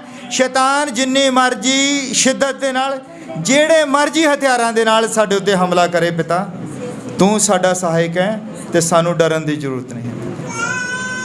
ਸਾਡੀ ਭੈਣ ਕ੍ਰਿਸ਼ਨਾ ਬਹੁਤ ਸਾਰੇ ਧੋਖਿਆਂ ਦਾ ਸ਼ਿਕਾਰ ਹੋਈ ਹੈ ਪਿਤਾ। ਤੂੰ ਹੀ ਜਾਣਦਾ ਹੈ, ਤੂੰ ਹੀ ਜਵਾਬ ਦੇਣਾ ਜਾਣਦਾ ਹੈ, ਤੂੰ ਸ਼ੈਤਾਨ ਦੇ ਮੂੰਹ ਨੂੰ ਬੰਦ ਕਰਨਾ ਜਾਣਦਾ ਹੈ। ਪ੍ਰਭੂ ਭਾਈ ਸੰਦੀਪ ਹੈ ਜੋ ਟੈਨਸ਼ਨ ਦੇ ਵਿੱਚ ਦੀ ਗੁਜ਼ਰ ਰਹੇ ਹਨ, ਪ੍ਰਭੂ ਤੈਨੂੰ ਸਭੋ ਕੁਛ ਦੱਸਣ ਦੀ ਜ਼ਰੂਰਤ ਨਹੀਂ ਹੈ। ਤੂੰ ਸਾਡੇ ਮੰਗਣ ਤੋਂ ਪਹਿਲਾਂ ਜਾਣਦਾ ਹੈ ਪਿਆਰੇ ਪ੍ਰਭੂ ਕਿ ਸਾਨੂੰ ਕਿਸ ਚੀਜ਼ ਦੀ ਜ਼ਰੂਰਤ ਹੈ ਪਿਤਾ। ਇਹ ਸ਼ੈਤਾਨ ਹੀ ਹੈ ਜੋ ਸਾਡੇ ਆਨੰਦ ਨੂੰ ਖਰਾਬ ਕਰਨਾ ਚਾਹੁੰਦਾ ਹੈ। ਕਦੀ ਸਾਡੇ ਗੋਡਿਆਂ 'ਚ ਦਰਦਾਂ, ਕਦੀ ਸਾਡੇ ਗਿੱਟਿਆਂ 'ਚ ਦਰਦਾਂ। ਔਰ ਪਿਤਾ ਉਸਨੇ ਸਾਡੇ ਖਾਣ ਪੀਣ ਨੂੰ ਹੀ ਖਰਾਬ ਕਰ ਦਿੱਤਾ ਹੈ ਪਿਤਾ। ਫਿਰ ਵੀ ਅਸੀਂ ਤੇਰੇ ਕੋਲ ਆਉਂਦੇ ਹਾਂ, ਸਾਨੂੰ ਪਤਾ ਹੈ ਕਿ ਤੂੰ ਸ਼ੈਤਾਨ ਨੂੰ ਸ਼ਰਮਿੰਦਾ ਕਰਦਾ ਹੈ। ਸਾਡੇ ਵਿੱਚ ਕੋਈ ਬਿਮਾਰ ਹੈ, ਕੋਈ ਟੈਨਸ਼ਨ ਦੇ ਵਿੱਚ ਹੈ, ਕੋਈ ਲਾਚਾਰ ਹੈ, ਅਤੇ ਪ੍ਰਭੂ ਤੂੰ ਮਦਦ ਕਰ, ਤੂੰ ਸਾਡਾ ਹੌਸਲਾ ਬਣ ਤਾਂ ਕਿ ਸਾਡੀ ਹੱਕ ਰੱਸੀ ਹੋ ਸਕੇ ਪਿਤਾ। ਤੂੰ ਕਿਰਪਾ ਕਰ, ਸੰਭਾਲ ਕੇ ਰੱਖ ਪ੍ਰਭੂ। ਅੱਜ ਦੇ ਇਸ ਵਚਨ ਦੇ ਲਈ ਪ੍ਰਭੂ ਮੈਂ ਤੇਰੇ ਤੋਂ ਮਾਫੀ ਮੰਗਦਾ ਹਾਂ कि अगर इधर उधर की कोई गल की होवे पिता, पर असल दे विच साडा मकसद ये है कि असी लोगों को सच्चे वचन के उत्ते खड़े कर सकीए पिता, असी लोगों को गवाही दे सकीए, लोगों को भी दस्या जाए कि परमेश्वर का असल काम की है। साड़ी गवाही तो लोग बचाए जाते हैं पिता, तू कृपा कर संभाल कर। ओ प्रभु तू साड़ी खातर मरिया है तो तू साड़ियाँ टेंशनां सारिਆਂ ਨੂੰ अपने उपर चुक्या है। असी जानते हाँ कि तू सानू छुड़ाने वाला परमेश्वर है पिता, तू कृपा कर ये छोटे बच्चों के उत्ते बजुर्गों के उत्ते जिन्हें भी इस संगत दे विच आए हैं पिता, तू कले कले नूं छू। अगर कोई बीमार है तो उसकी बीमारी उसनूं छड्ड के चली जाए, अगर कोई करजाई है तो उसलिए रास्ता खोलो, अपने कर्जे के थल्लों बाहर निकले पिता, तू कृपा कर संभाल के रख। ये दुआ प्रभु यीशु मसीह दे नाम विच मंग, आमीन।